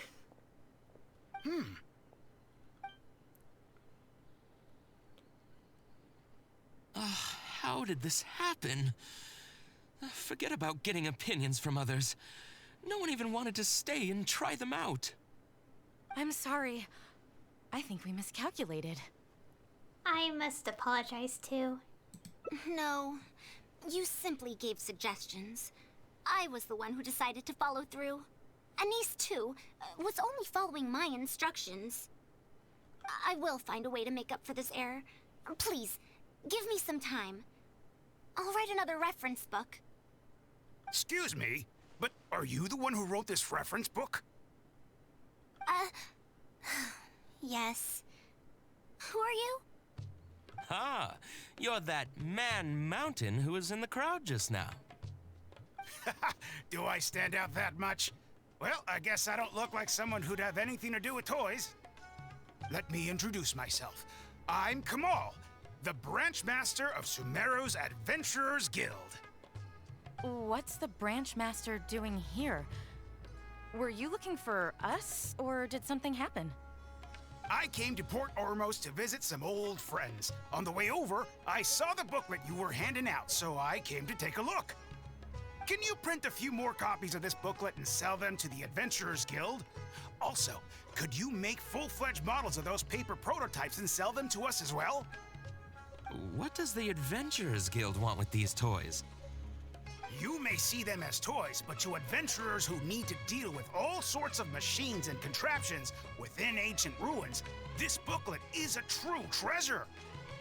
We have many members who can't read, so books are of little use to them.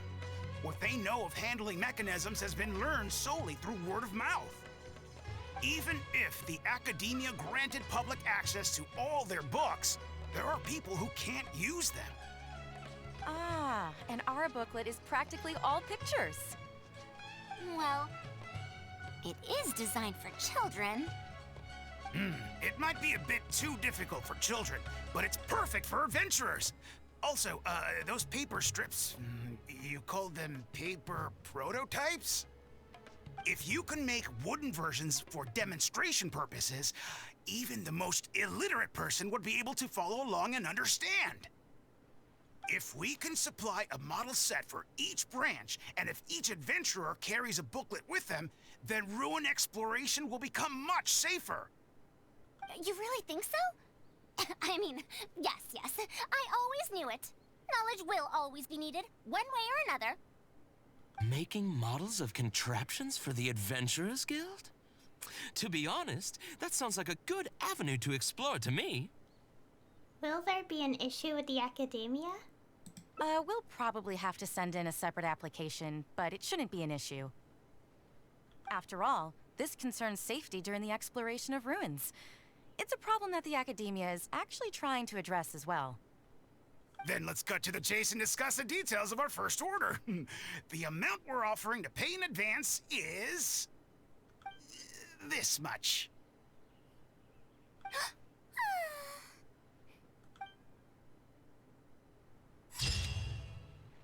Oh. Knowledge is wealth. All knowledge will find its use. Well, I guess in a way it still worked out. Okay. So that was the third ending. We get our specialty. Okay, now we have... Okay, the last two ones are definitely here. Okay, so this one I have to go for... Try to get... to convince Faruzan to go to... Party's DI? I think? Okay, let's go. Just teleport straight there.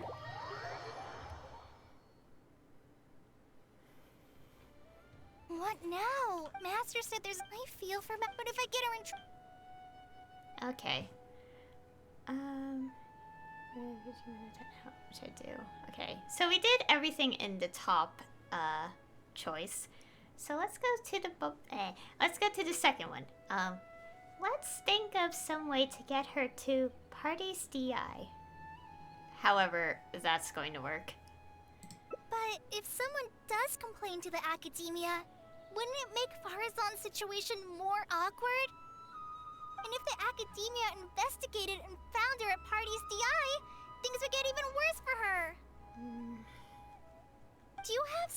to invite her over to Parties DI without stepping on the Academia's toes? I do have the makings of an idea, or let's observe the situation first. Well, I feel like observing the situation is obviously the better choice before we jump to whatever idea we come up with. So, I guess? I don't know. Okay then. I'm counting on you. Huh. I have to teach students from Haravatat, or owe Kasharawar a favor. It strikes me that they might be even less happy about such a deal than I am. I think I can sympathize with them. Madam Faruzan, we're back! Sorry for asking again, but are you sure you can't go to Parties DI today? Well, since you're asking me so sincerely, let's just ignore the academia and... Please, Madam Faruzan, focus! Today's the deadline. Actually, Tainari wants to invite her over to discuss some research. Huh? Yes. I see. No wonder he sent you two over. Why, that lad didn't make it very clear in his letter, now did he? Otherwise, I would have reported it as part of my research. Yeah, that's right! Master sent us over to explain everything to you. Wait. Opportunities for collaborative research don't just come out of thin air. This seems like too much of a coincidence. Also, there isn't much overlap between Madame Faruzan's research and that of Amorta, right? What will you even be collaborating on? Master wants to research, a fully automated irrigation system. A fully automated irrigation system? Precisely. It's a system that can automatically adjust the amount of water it provides based on the season and the plant species involved.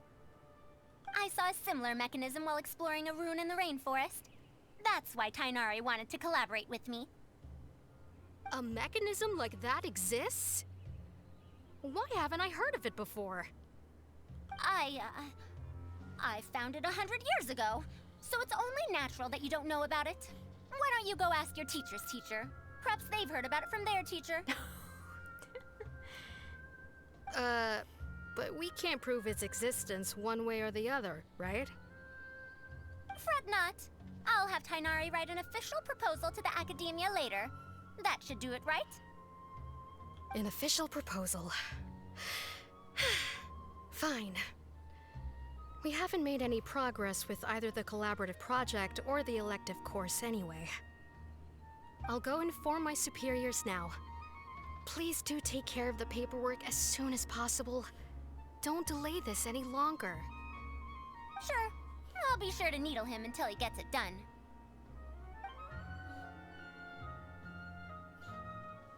Phew. I think she bought it. That was quick thinking back there. Even though this is our first meeting, I must say, we make a good team. Wow! You made up that excuse on the spot, huh? Madam Faruzan, did you really find an irrigation system 100 years ago? If the Academia asks for any details... Who knows? It's been 100 years, so it wouldn't be too surprising if I've forgotten a few details, no? Huh? Then how will we explain things to them?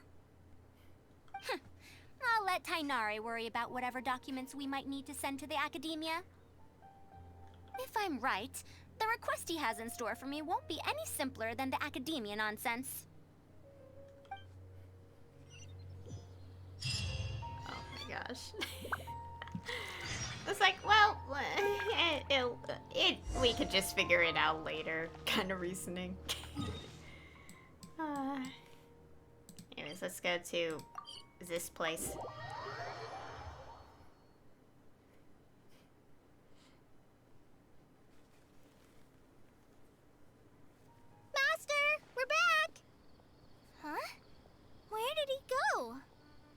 You don't have to shout. I can hear you. Well, you got here much faster than I expected. I thought you'd have a lot more business to take care of. Thanks to the Traveler, I was able to, pawn off various problems of mine onto others. Onto others? What does that mean?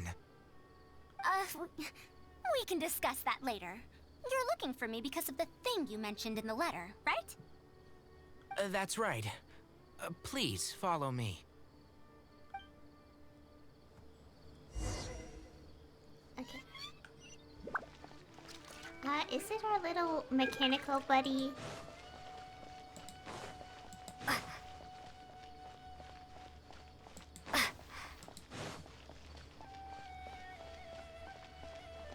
Oh, it is! Oh no! What's going on?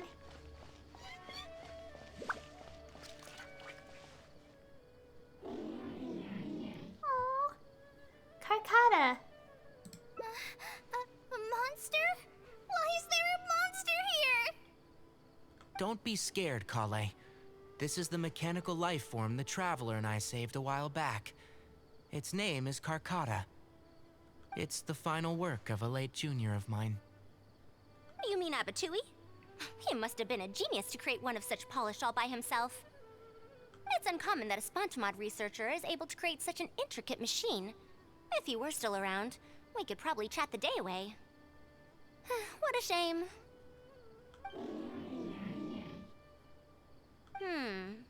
Something seems wrong here. Have you been maintaining it? Mechanical life forms are much more fragile than they look.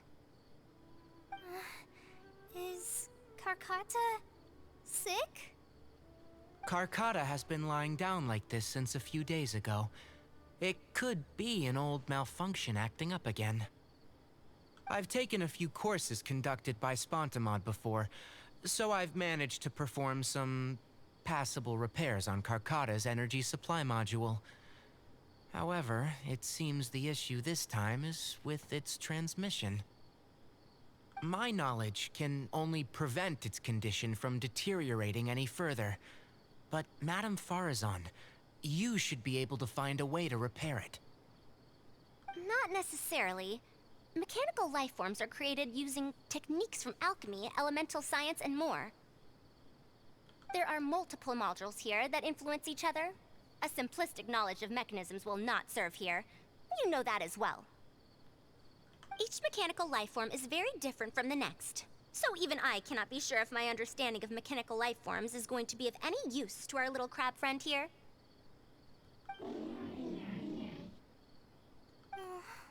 Karkata.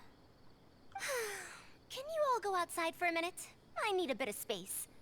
Before I do a thorough check, everything we've just said is but conjecture. All right. We're counting on you, Madame Faruzan.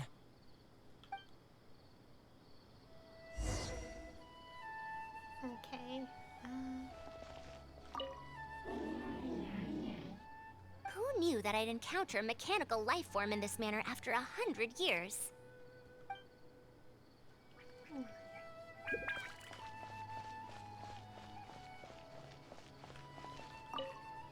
I didn't know mechanical life forms could get sick too. You have to get better soon, Karkata.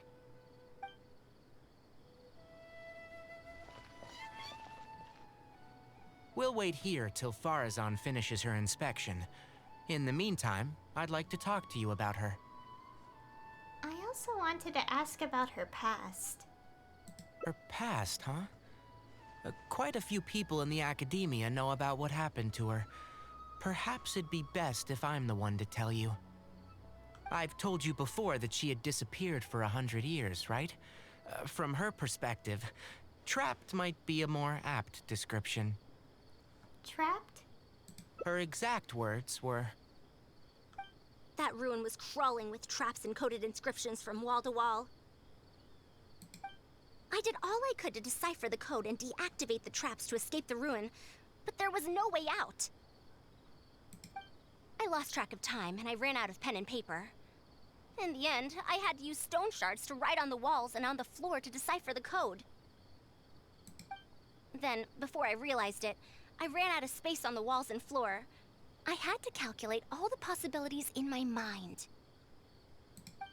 After that, my memory started to become fuzzy, and my cognition slowed down. She doesn't remember anything else, including the location of the ruin and how she finally managed to escape. When she was found in the outskirts of Sumeru a few years ago, she looked exactly the same as she did 100 years prior. However, she was in a stupor and struggled to form sentences. Only after a lengthy recovery period could she speak again. The academia speculates that she must have gotten trapped in an unknown ruin while researching machines a century ago. And because of the ruin's special properties that halted her aging, she was able to use those 100 years to crack the trapping mechanism and then escape. Though she had finally broken free, 100 years had passed. Everyone she knew and everyone who knew her was already gone. In the end, even the academia had to rely on century-old records in the Akasha to confirm her existence. Don't make that face. I'm not telling you this because I want to drum up sympathy. She wouldn't want others to pity her because of past events. Rather, she sees that period of entrapment as an experimental error. As a researcher, she must accept everything that results from her experiments, even if they don't fall within expectations. Even after going through so much, she's returned to Sumeru and still hasn't given up on her research. Due to changes over the years and drift in academic subjects, she holds some rather strong opinions about the current academia, and she has no shortage of detractors herself. What I want to say is that no matter what era we're in, Faruzan is a true senior researcher in every sense of the word. She has her own deep understanding of various ruins and machines. If there's a chance, you should talk about them with her. It'll definitely be helpful for your journey. I see. Master, Madame Faruzan's done. Oh, let's head over. With any luck, she might have figured something out.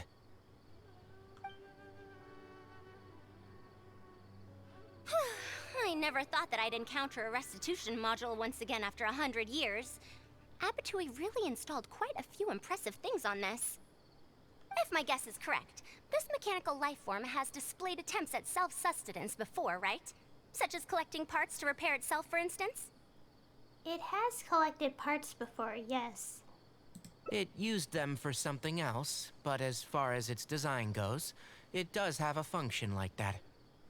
I knew it. If I'm not wrong, Carcutta's issue lies with its restitution module. Abatui's modified this module extensively, but the core parts and design philosophy are very similar to the principles as I know them. They are all based on principles learned from the ruins. From the ruins? The creators of the Ruins machine once tried to create a perpetual mechanism that could replace life or even surpass it. The restitution module is the result of one of their countless attempts. It replicates the behavior of living things to achieve a self-repair function. However, the energy required in maintenance of the module became an issue. Energy consumption? Maintenance? For example, a living thing's heart can deliver nutrients and blood to various organs. However, the bigger the living thing, the more powerful the heart needs to be. Once the heart is damaged, it'll be hard for that living thing to heal itself, and even the function of other organs can be affected. Thus, the attempt wasn't widely adopted. Even 100 years ago, I'd only seen it once before. Oh dear, this is going to be a problem. Why's that? Based on my current research, I'll need to swap out the damaged parts in the restitution module to repair Carcotta. But like I just said, the module is rare, even by the standards of ancient machines. Not only that, but there is very little related research documentation available. Finding suitable parts would be like trying to find a single gear in the vast desert, to say nothing of the difficulty in making those parts from scratch. One can only wonder where Abattoir found the original parts. I might have an idea. Abattoir was, for a time, quite passionate about excavating the Great Red Sand. This was when he had just gotten expelled from the academia. You mean to say he found a restitution module in the desert? Oh, that is indeed possible. But the desert's huge! How are we supposed to find the parts that Karkata needs? According to the Academia's records, no similar parts have been found in the Great Red Sand over the past 100 years. If we want to try our luck, we'll have to explore ruins that have never been explored before. I do know that a Vahumana researcher formed an expedition team after the sandstorms and earthquakes subsided. They are now exploring areas of the desert that used to be difficult to access. Should we ask them if they've made any new discoveries lately? The chances are slim, but it's at least more effective than running around like headless chickens. What's the lead researcher's name, or where is the archaeology team currently stationed? These are both good questions. I'll pick one. I feel like this makes sense, so it doesn't matter. His name is Raid. I think he's stationed at the northeast part of the Hypostyle Desert. Let's go look for him once Karkata settles down. Oh, you and Kale should probably stay. Karkata's condition may be stable, but it would still be better if some of us stay to look after it. Besides, you still need to take care of the trouble that the Academia left for me. Trouble from the Academia? I thought you said that you pawned it off to someone else. Wait. Don't tell me. I'll let Kale fill you in on the details. I look forward to seeing your work, Tainari. Oh my gosh. Yep. A fully automated irrigation system. That's quite the task. Master, can I help with anything at all? I can go buy things, prepare pen and paper. Oh, you know, I seem to remember that you have a lot of homework today. Huh? Oh, yeah. I do. Well, hurry up and finish it so you can sleep early, or Faruzan will worry. That's the best thing you can do now to help. Oh, okay.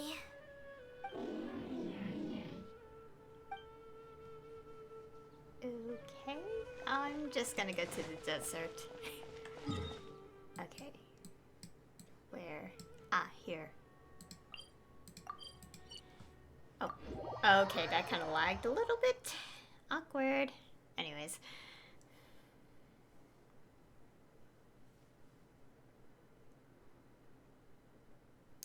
Yep, the desert is loading. It's taking its time.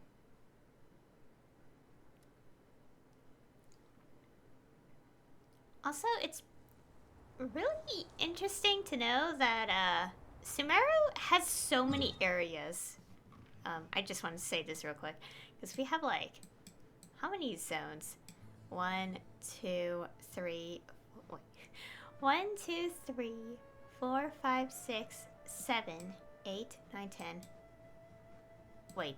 Oh my gosh, I think I miscounted. Okay. 1, 2, 3, 4, 5, 6, 7, 8, 9, 10, 11, 12, 13. There's 13 statues of the 7.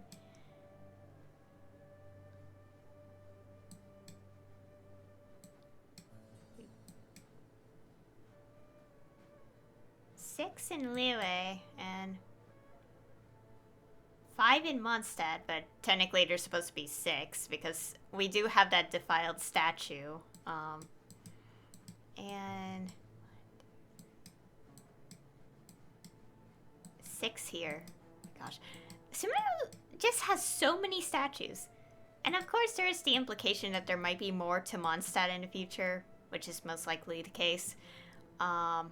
So there's definitely going to be more statues anyway. Oh my gosh. So many statues. Anyways, sorry, I got distracted. I just had to say that because that's something I thought about from just like the fact that we have 2 new areas released in this update. Oh, what's happening here? Well, other than what we know already.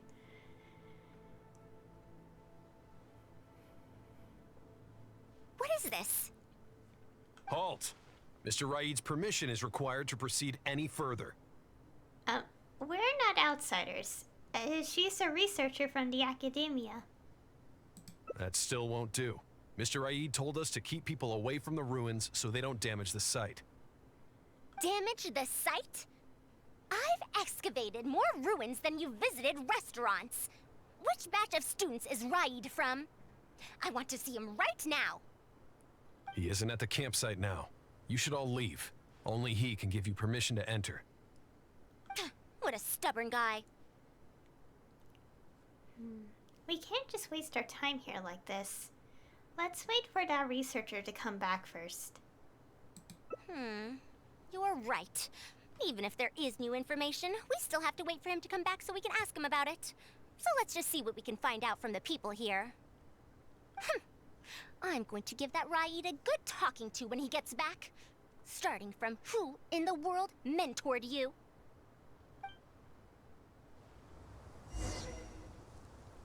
Okay, ask the villagers for information.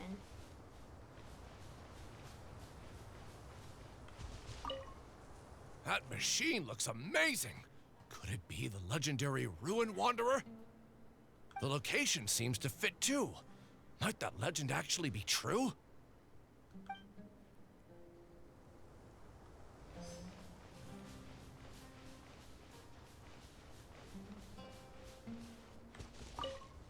The ruins? Don't know anything. We were only hired to deliver water and supplies to them. Forget excavation. They won't even let us get close to the camp where they're staying.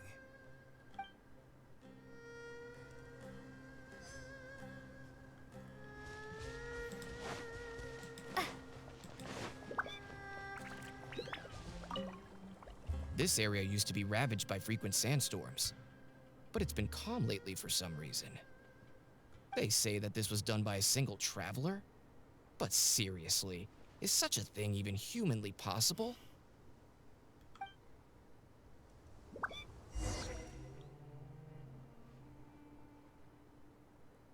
Well, I found out everything I could.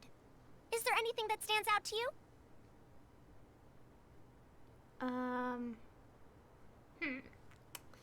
Okay, so we have the hired villagers from our village, the sandstorms dispersing, this machine they speak of. I guess all 3 of them stand out, but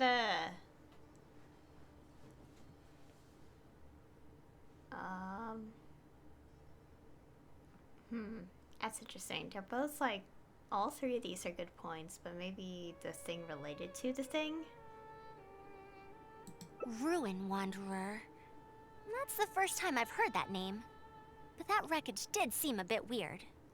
What's so weird about it? It's a bit far away, and I can't really say for sure from this distance.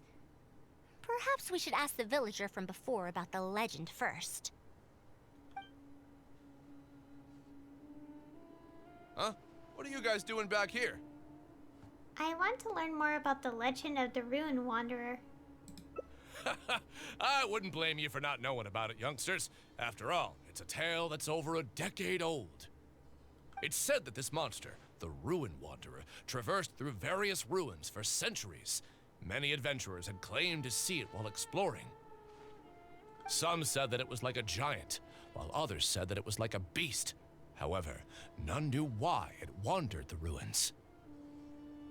Then, about 10 years ago, we stopped hearing any news about it in Sumeru.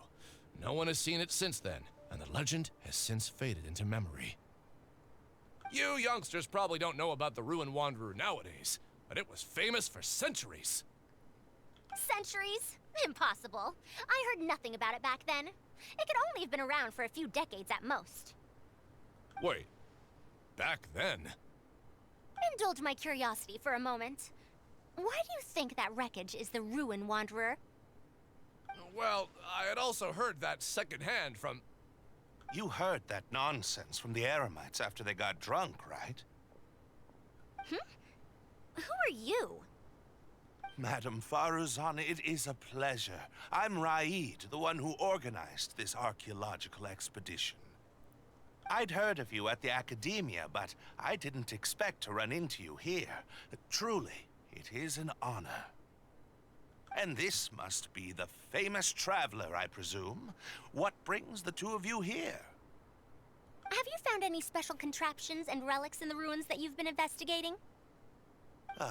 I'm ashamed to say that we haven't found anything noteworthy, even though we've been investigating for a while now. Really? That Ruin Wanderer isn't noteworthy to you? I'm afraid those are mere rumors. Really, I sometimes wish that those people would put as much effort into their work as they do into gossiping. You're right, sir. I'll get back to work now. The wise do not buy into rumors, so it is said. I believe that you too, Madam Faruzan, do not put any stock into such baseless talk. It is also said that real knowledge shall come from practice. I can help you research the excavated relics and see if I can find out anything new about them. You can take credit for any new discoveries. I believe this offer to be sufficiently attractive. In truth, I could ask for nothing better than your help with our research. However, you two must be tired after a long journey. I'd feel bad if I set you to work immediately. It's getting late and my subordinates and I are heading back to the camp to rest. Why don't you find a place to spend the night first? We can continue our discussion tomorrow. There's a tent that the villagers occasionally use to rest. It's a bit simple, yes, but I hope you won't mind. Since you need to rest as well, let's do just that. Okay, go to the makeshift camp. Oops, I accidentally pressed the wrong key. This is quite far away. Are they trying to prevent the villagers from eavesdropping on them? This suits us just fine, though. This way, they won't overhear our conversations either. Now, I have my suspicions about this archaeological expedition team and that machine wreckage. I only caught a quick glimpse, and it was from a distance. But based on the condition of the armor and joints, it didn't seem like something that had been lying around for centuries. At most, I'd estimate that it only stopped moving about a dozen years ago. A dozen years ago? Yes. The timing coincides with the spreading of the legend. Now, assuming that it really is the Ruin Wanderer, how do you suppose it was able to maintain a relatively good condition despite high-intensity operation over the course of several decades? The restitution module. That's right. Technically speaking, the module shouldn't be able to move such a large machine chassis. However, I'm basing my knowledge on the mechanical life forms I've seen before. You've seen such life forms before? Or you've encountered others besides Karkata?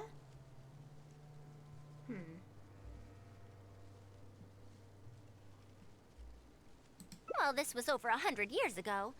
It was a machine about the same size as Karkata, actually. It couldn't carry heavy objects or fight, and was only able to help me record some notes. It also helped me deliver letters home. I found it near the desert, which is why I wondered if there might be more restitution modules buried around here. A mechanical life form from 100 years ago. Is it no longer around? Honestly, people in ancient times might have already solved the problem of providing enough power for all I know. I'll need to research this properly. Why didn't you go and investigate earlier? Had I confronted Raid right there and then, he would have said that he couldn't tell that the machine was special. Then he'd just hand it over to the Academia obediently, and he'd get away scot-free.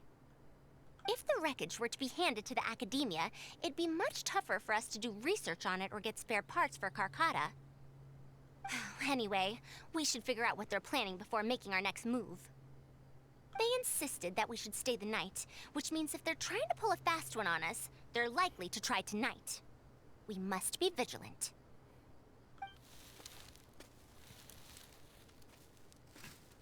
Are those sounds coming from the excavation site? I knew they wouldn't be able to wait. They must be scared that we might discover something tomorrow. Not a single person guarding the campsite. This must be quite the manpower expenditure. I'll see if they left any clues behind at their camp. Keep watch and help me stall them if it comes to that, would you? No problem. All right. I'm counting on you.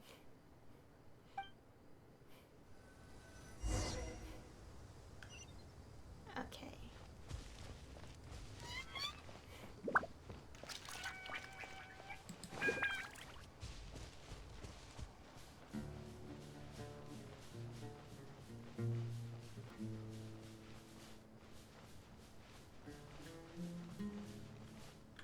Why isn't the tent here yet? We need to switch it out tonight. It's still on the way.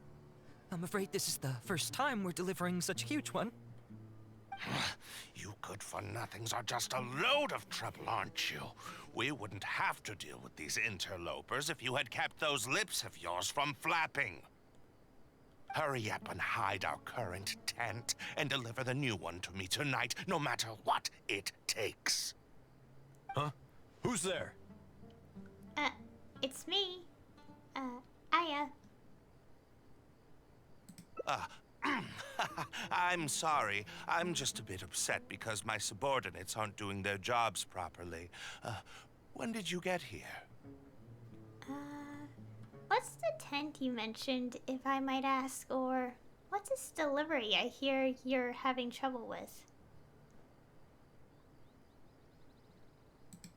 It's nothing. Just a tent. We didn't pack up all our tents from the last campsite. Some of them, along with a few people, have been left there.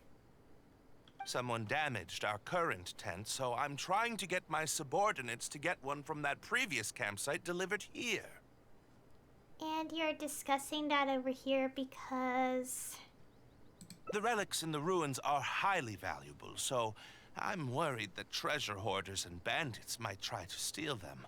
Since the tent isn't here yet and I can't fall asleep, I came here to patrol. There are people who'd steal these relics? Well, these things are antiques after all. There will always be people interested in buying them. I hired so many people precisely because I was worried about that happening. Speaking of which, I'd like to ask, is the Academia really aware that you've traversed through the desert to come here in the middle of the night? Also, where's Faruzan? Why isn't she with you? I'm right here. Also, you forgot to address me as Madam.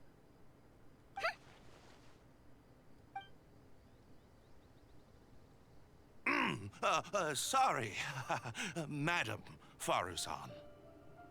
You were all making so much noise that I couldn't sleep, which is why I got the Traveler to find out what was going on. But for some reason, that one task took forever, so I came to check in on the situation.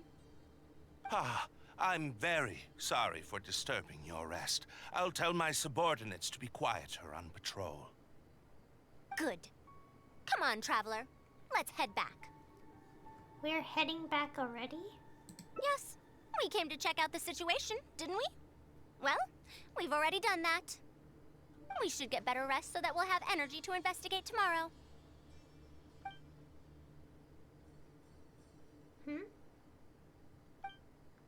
Was I mistaken?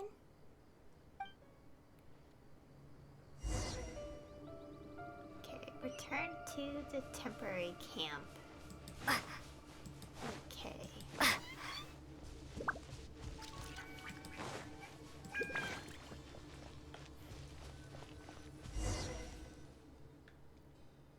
Thanks for dealing with them.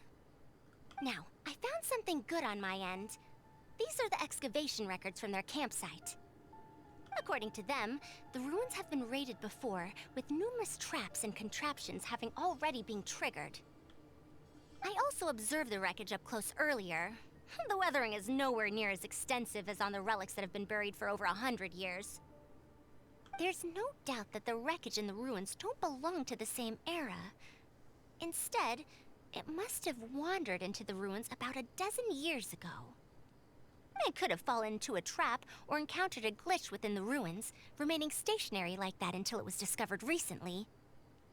However, I still don't know why they'd want to hide it. I have no doubt that the researcher could definitely reach the same conclusion I did. The last few pages of the excavation records are written in code, which I still need time to decipher. The answer may lie within those pages. You can decipher coded messages? It's just wordplay. And if anything, that's my wheelhouse.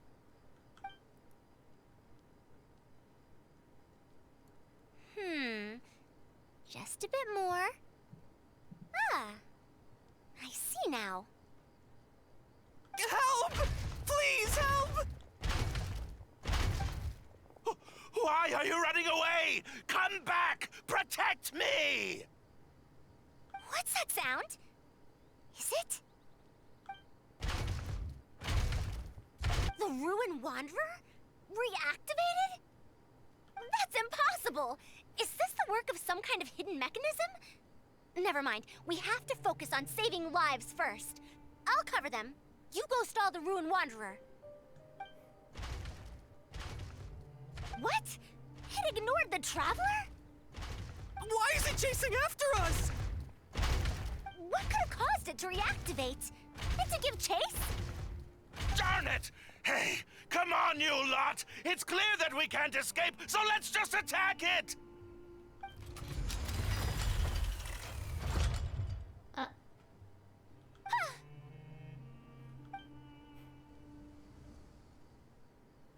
It stopped?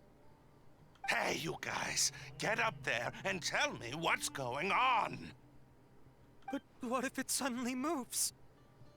You good-for-nothings. Why is everyone I hired so useless? Move! I'll do it myself.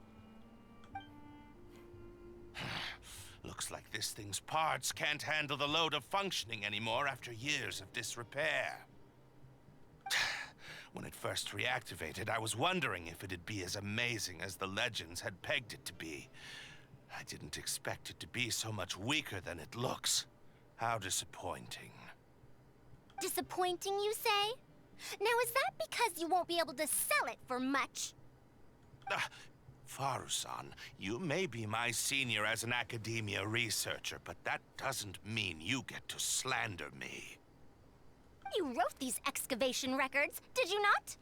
Or perhaps calling it a ledger might jog your memory a bit better. I don't recognize that thing.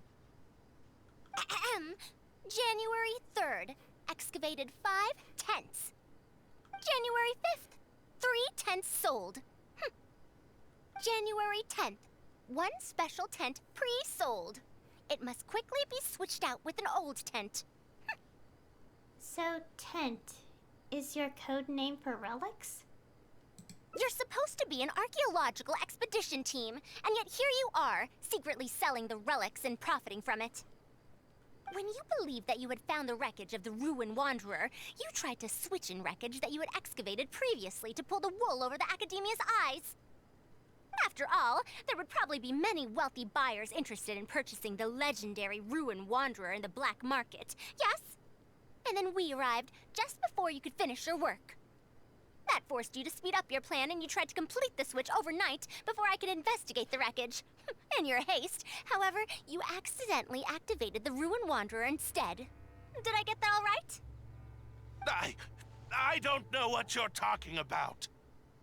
You lack the curiosity befitting a man of knowledge, nor do you have respect for mechanical life forms. You're not fit to be a researcher. Ridiculous. Curiosity? Respect? I'm not here to hear you preach. Hey, we're leaving. Mr. Aid! Behind you?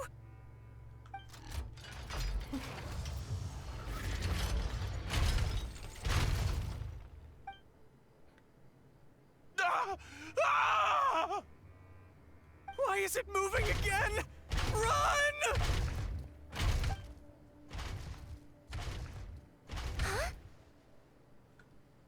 Faruzan, why Watch out! Some said that it was like a giant, while others said that it was like a beast.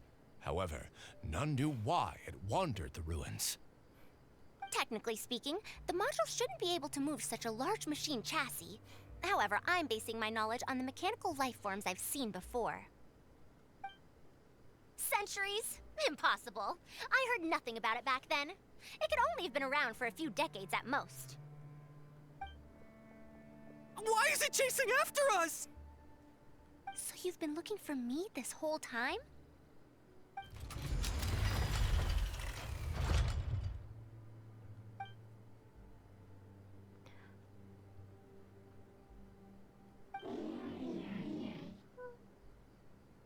Long time no see, Tamimi.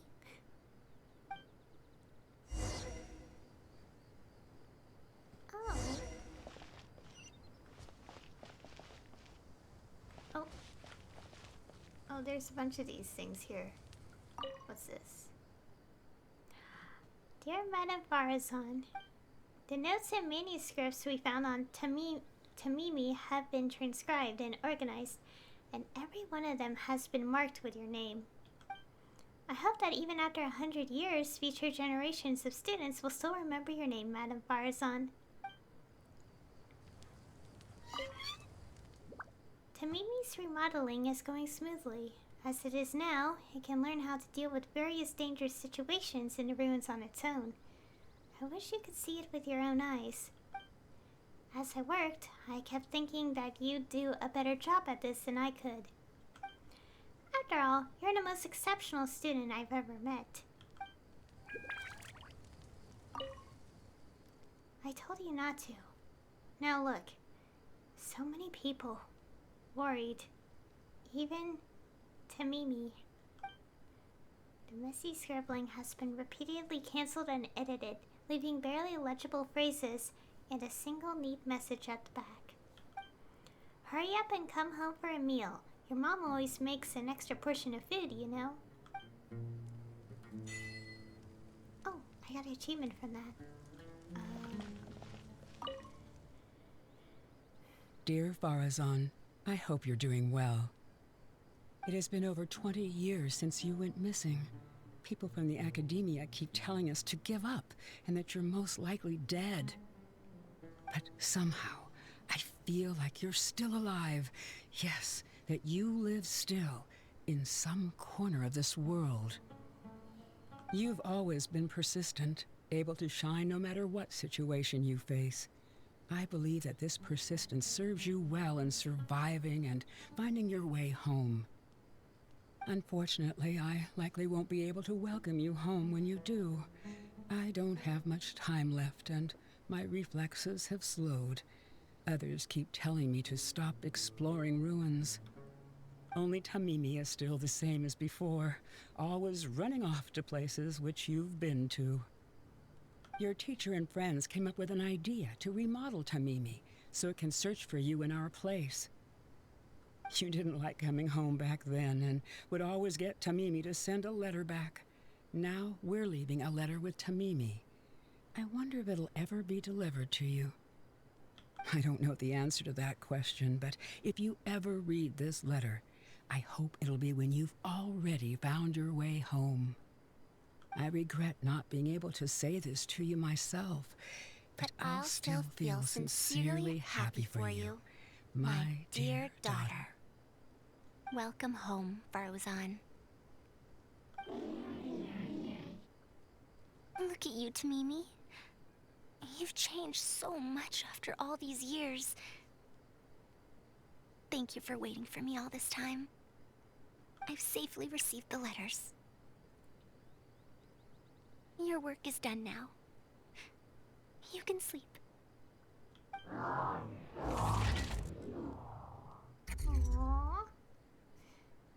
That's... Tamimi, the mechanical life form I encountered back then. When I would go on expeditions, it would follow me, take notes for me, and send my letters home. When I met with that accident, it was on the way to deliver a letter for me. I once thought that I'd never get to see it again. I didn't expect my teacher and others to remodel its self-repair function, upgrading it to self-learning. And so, in order to plumb the depths of unknown ruins and overcome dangerous traps, it repaired and modified itself using parts it found along the way. 1 decade of wandering became many, and soon, Tamimi, which used to be incapable of even moving heavy objects, became the Ruin Wanderer. All so it could deliver these last letters from them to me. Even though they had all passed on, they still prayed for your safe return.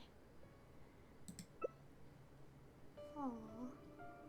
The strain to support such a huge body must have turned out to be too much for your heart, right? Tamimi? Even after the remodeling, its restitution module still can't function perfectly in perpetuity. It has been pushing itself beyond its limits over the past few decades. Just like a living being, mechanical life forms have a limited lifespan. It probably became trapped in the ruins all those years ago because its shelf life had run out. It most likely only reactivated because it detected my presence. And then it mustered up everything it had to deliver that last letter. Now, it can finally rest in peace. Tainari told you what happened to me, right? I'm sorry. You don't have to apologize. It's not like this incident is a secret in the academia. Besides, I've always treated it as a failed experiment. As a researcher, I must accept this result. However, finding out that so many people were affected by my failure does make me feel somewhat conflicted. Can you head back to Pardis DI first? We've been here for a while, and it's best not to make Kale and the rest worry. As for me, I want to stay with Tamimi for a bit longer. Just a bit.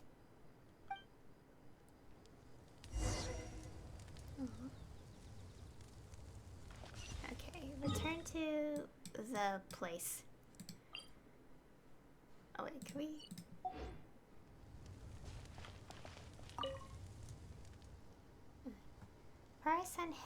Faruzan's head hangs slow in silence. The desert breathes gales of wind, and the only sound that can be heard is the scattering rise of spreading grains. Okay, now we could go back.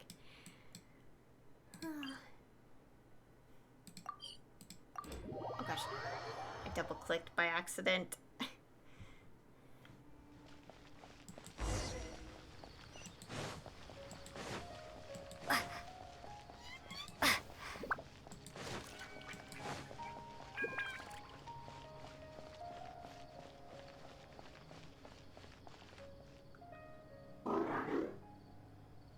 You're back! Ah, how was your journey through the desert? Wait, where's Madame Faruzan? Tell the truth or keep Tamimi a secret. Is this a branch?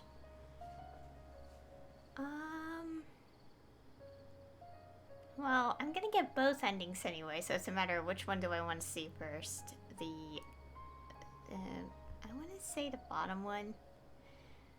So, we're doing both anyway, so whichever one I want to pick first and see the other last kind of thing. I guess I could do this first, if this is the branch, so. Keep Tamimi a secret, I guess? The partial truth. So, Madame Faruzan has some other things to settle. Alright. And to think that Raid was doing all those things on the sly. It's good that you all got out of that situation in one piece. Madame Faruzan will be able to repair Carcado when she gets back, won't she? Currently, only Faruzan and I know about Tamimi. I should let Faruzan decide whether to tell the others about Tamimi. Okay, wait until one day. Oh, hello, little buddy. Oh.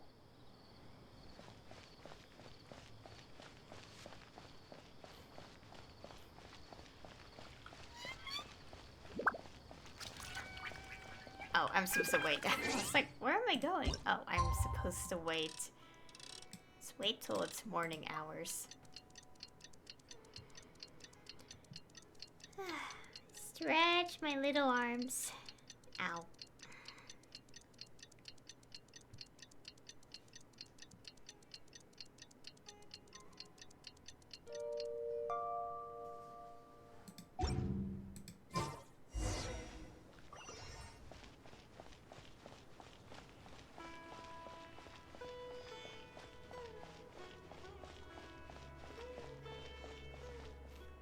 I'm back!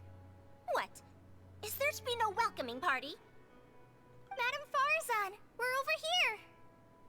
That's more like it. Now, here are some components I brought back from the desert. Switch these out with the ones Karkata is using right now, and it'll be back in ship shape. So this is a relic of an ancient civilization.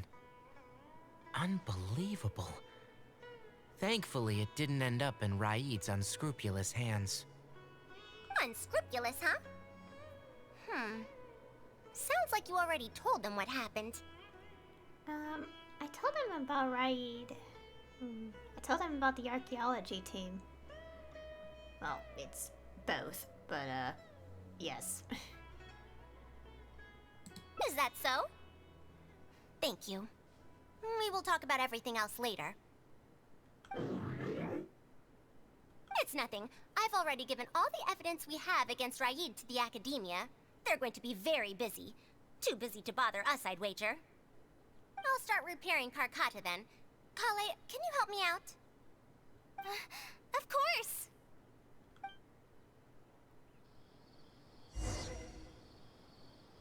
Oh gosh, I'm so close to their faces. It looks fine, but even so, it needs to properly rest up.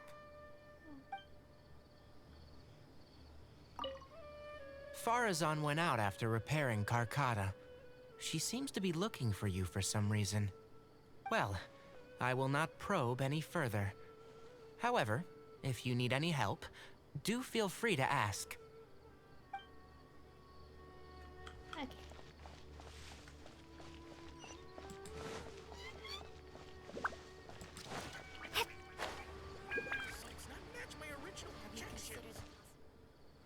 Ah, you're here. Thank you for keeping Tamimi a secret. You don't plan on telling them? If I tell them about Tamimi, will they still feel happy for Karkata? Even if we could convince them to accept the components, they'll probably still feel bad about it.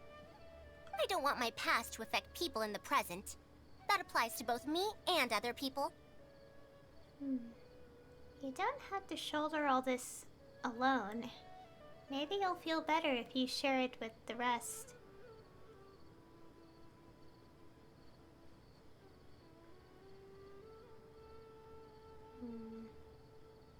It's fine. I'm used to this. I once believed that I'd never hear from my old friends and family ever again. Even their faces are getting hazier in my memories. However, I could remember them clearly again after reading the letter Tamimi handed to me and learning that they'd never given up on me. That's more than enough. I'd be disappointing them if I let myself fall into a slump because of this. Neither my teacher nor my mother would have wanted to see me like that. Besides, you're lending a listening ear to me now, aren't you? Oh, Pardeus GI looks pretty scenic at night. Will you take a stroll with me? It would be my pleasure. Once Karkata's condition stabilizes, I'll find a chance to tell Tainari and Kale about all that. But for now, just help me keep this secret. You got it. Thank you. Whether it's 100 years ago or now, I have people who worry about me. I suppose I should consider myself quite fortunate. The only time when I felt otherwise was when I had just returned to Sumeru. No one came to check up on me then.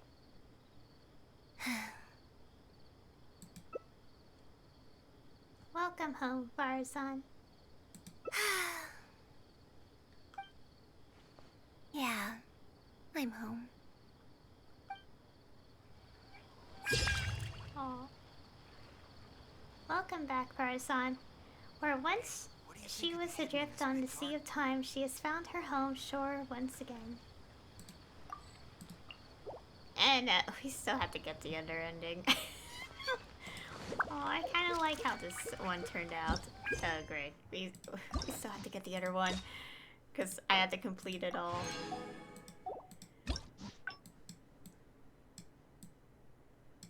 Okay.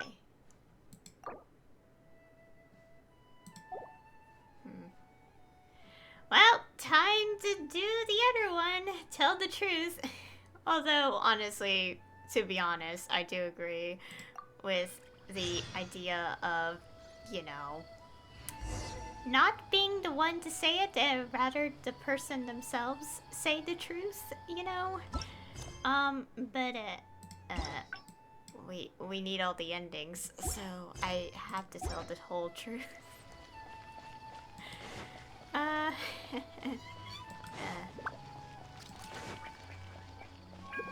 Ideally, saying the partial truth in this situation is better. Just my thought. Because I feel like the person themselves should say the whole story, so...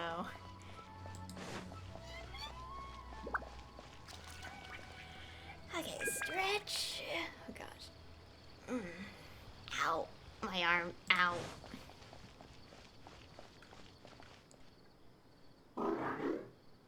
You're back! Ah, how was... Okay. Let's tell the whole truth. Might as well, because this is an ending.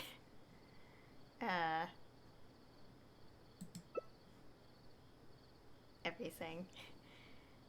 Oh no. She finally got to reunite with an old friend from 100 years ago. But...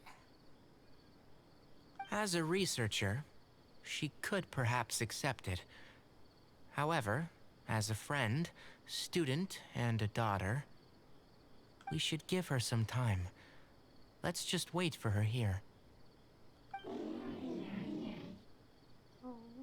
And in the future, I hope that we can be here to support her as her new friends.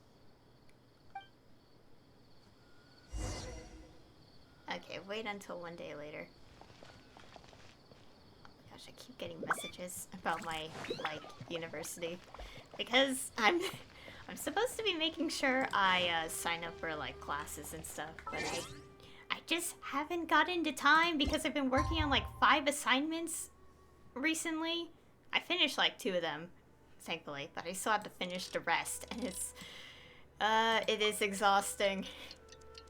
University is obviously not easy.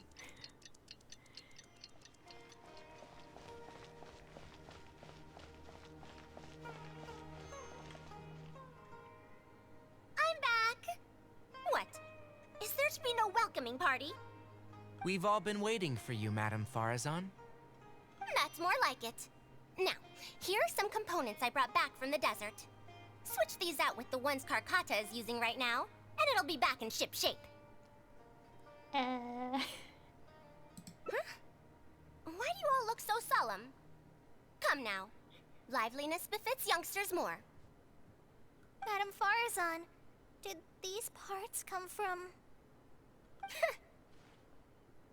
Come now. I thought that you must have encountered some major problem. This isn't something you have to worry about. Well, it looks like you already know everything, but no need to feel bad. Like I said before, as researchers, we must learn to accept our failures. Tamimi had been operating beyond capacity for a century, and I'm unable to repair it with my current abilities. Not even with these parts. It would thus be much better to use them to extend Karkata's lifespan. As a senior, it is only right that I do something for the people who come after me. That holds true for both researchers and machines.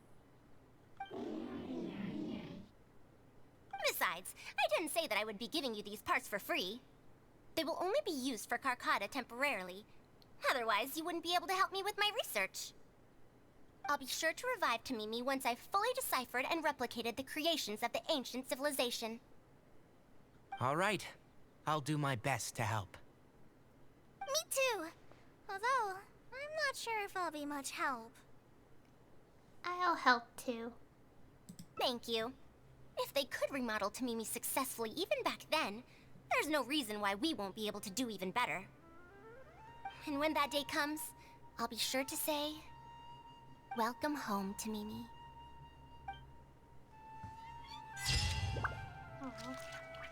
Oh, that's a nice picture. Start over. New friends, a new life, a new beginning. Oh. Okay. Oh, right. The rewards. Okay. And I've done it. I got all the endings. We filled out the flowchart. Yep. Anyways. Oh yeah, I still have Layla's, but that'll be saved for another day. And also, later in the update, we're gonna get Baiju's story quest. It's obviously not here, because I'm pretty sure they're just waiting to release it when, like, the banner drops. So yeah, that was Faruzan's Hangout. Oh my god, the wait has been worth it.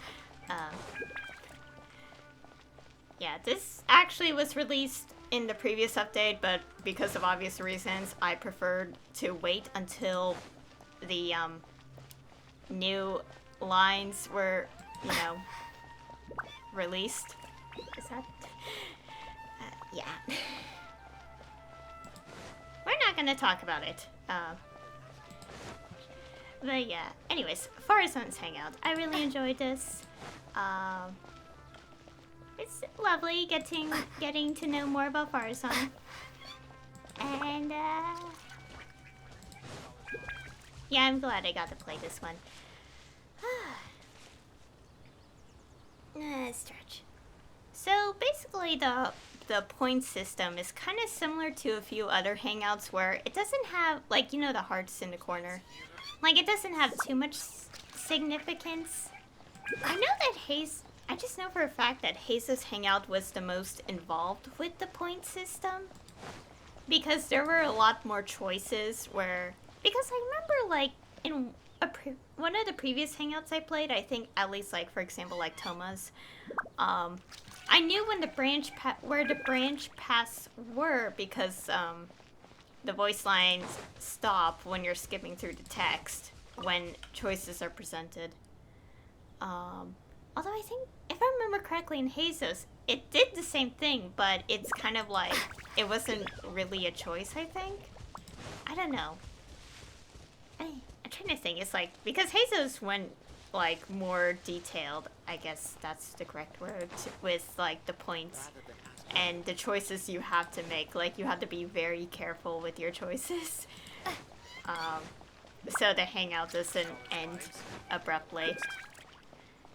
But yeah, I enjoyed Faruzan's Hangout. I love the pictures. Oh gosh, my foot. Ow.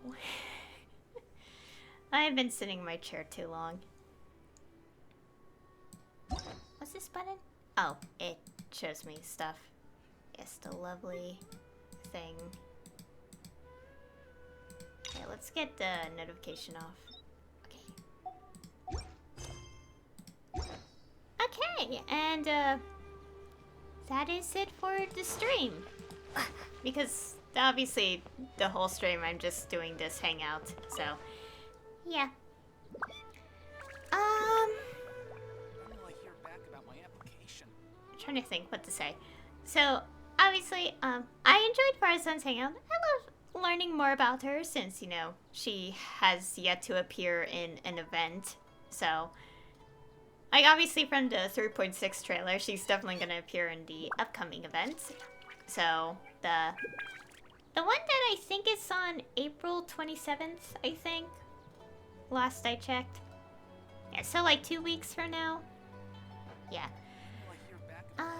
Yeah. I enjoyed this hangout. Yeah, I definitely enjoyed it. I was trying to think, it's like, is there any specific details I was like, about? But I think this one was pretty solid for me. Like, pretty good. Yeah. So next time, I will be doing the world quest. Yes, the world quest. I will say I am so tempted to just do it on my own time, but there's so much to it and I feel like it's probably going to be pretty fun to do on stream, so I'm going to be doing this on stream. Yeah, so all I know is that there's 6 parts to this quest line. I actually checked the wiki to make sure because I need to know how long it is so I could plan accordingly ahead of time. So yeah, this is pretty long. It's like I don't know how long it's gonna be. Like I would say Arnara level, but I don't think it's that long. It does have 6 quests, but I think Arnara has a lot more going on. I don't know. To be fair, I actually have no idea what this one is about, so yes. But yeah, I'll be starting this next week, and sometime after I stream this entire storyline, I will be doing Layla's Hangout, and yeah, right here. And the Sumeru event, I plan to pre-record the whole thing, so I'm not going to be streaming it. And after that should be when Phase 2 is dropped, so that means I'll be able to do Baiju's story quest then, and pull on the banner to get both Baiju and Kaveh. So that should be the plan from here on out with the next few videos and streams and whatever, so... yeah. So anyway, thank you all for watching. And I'll see you all next time.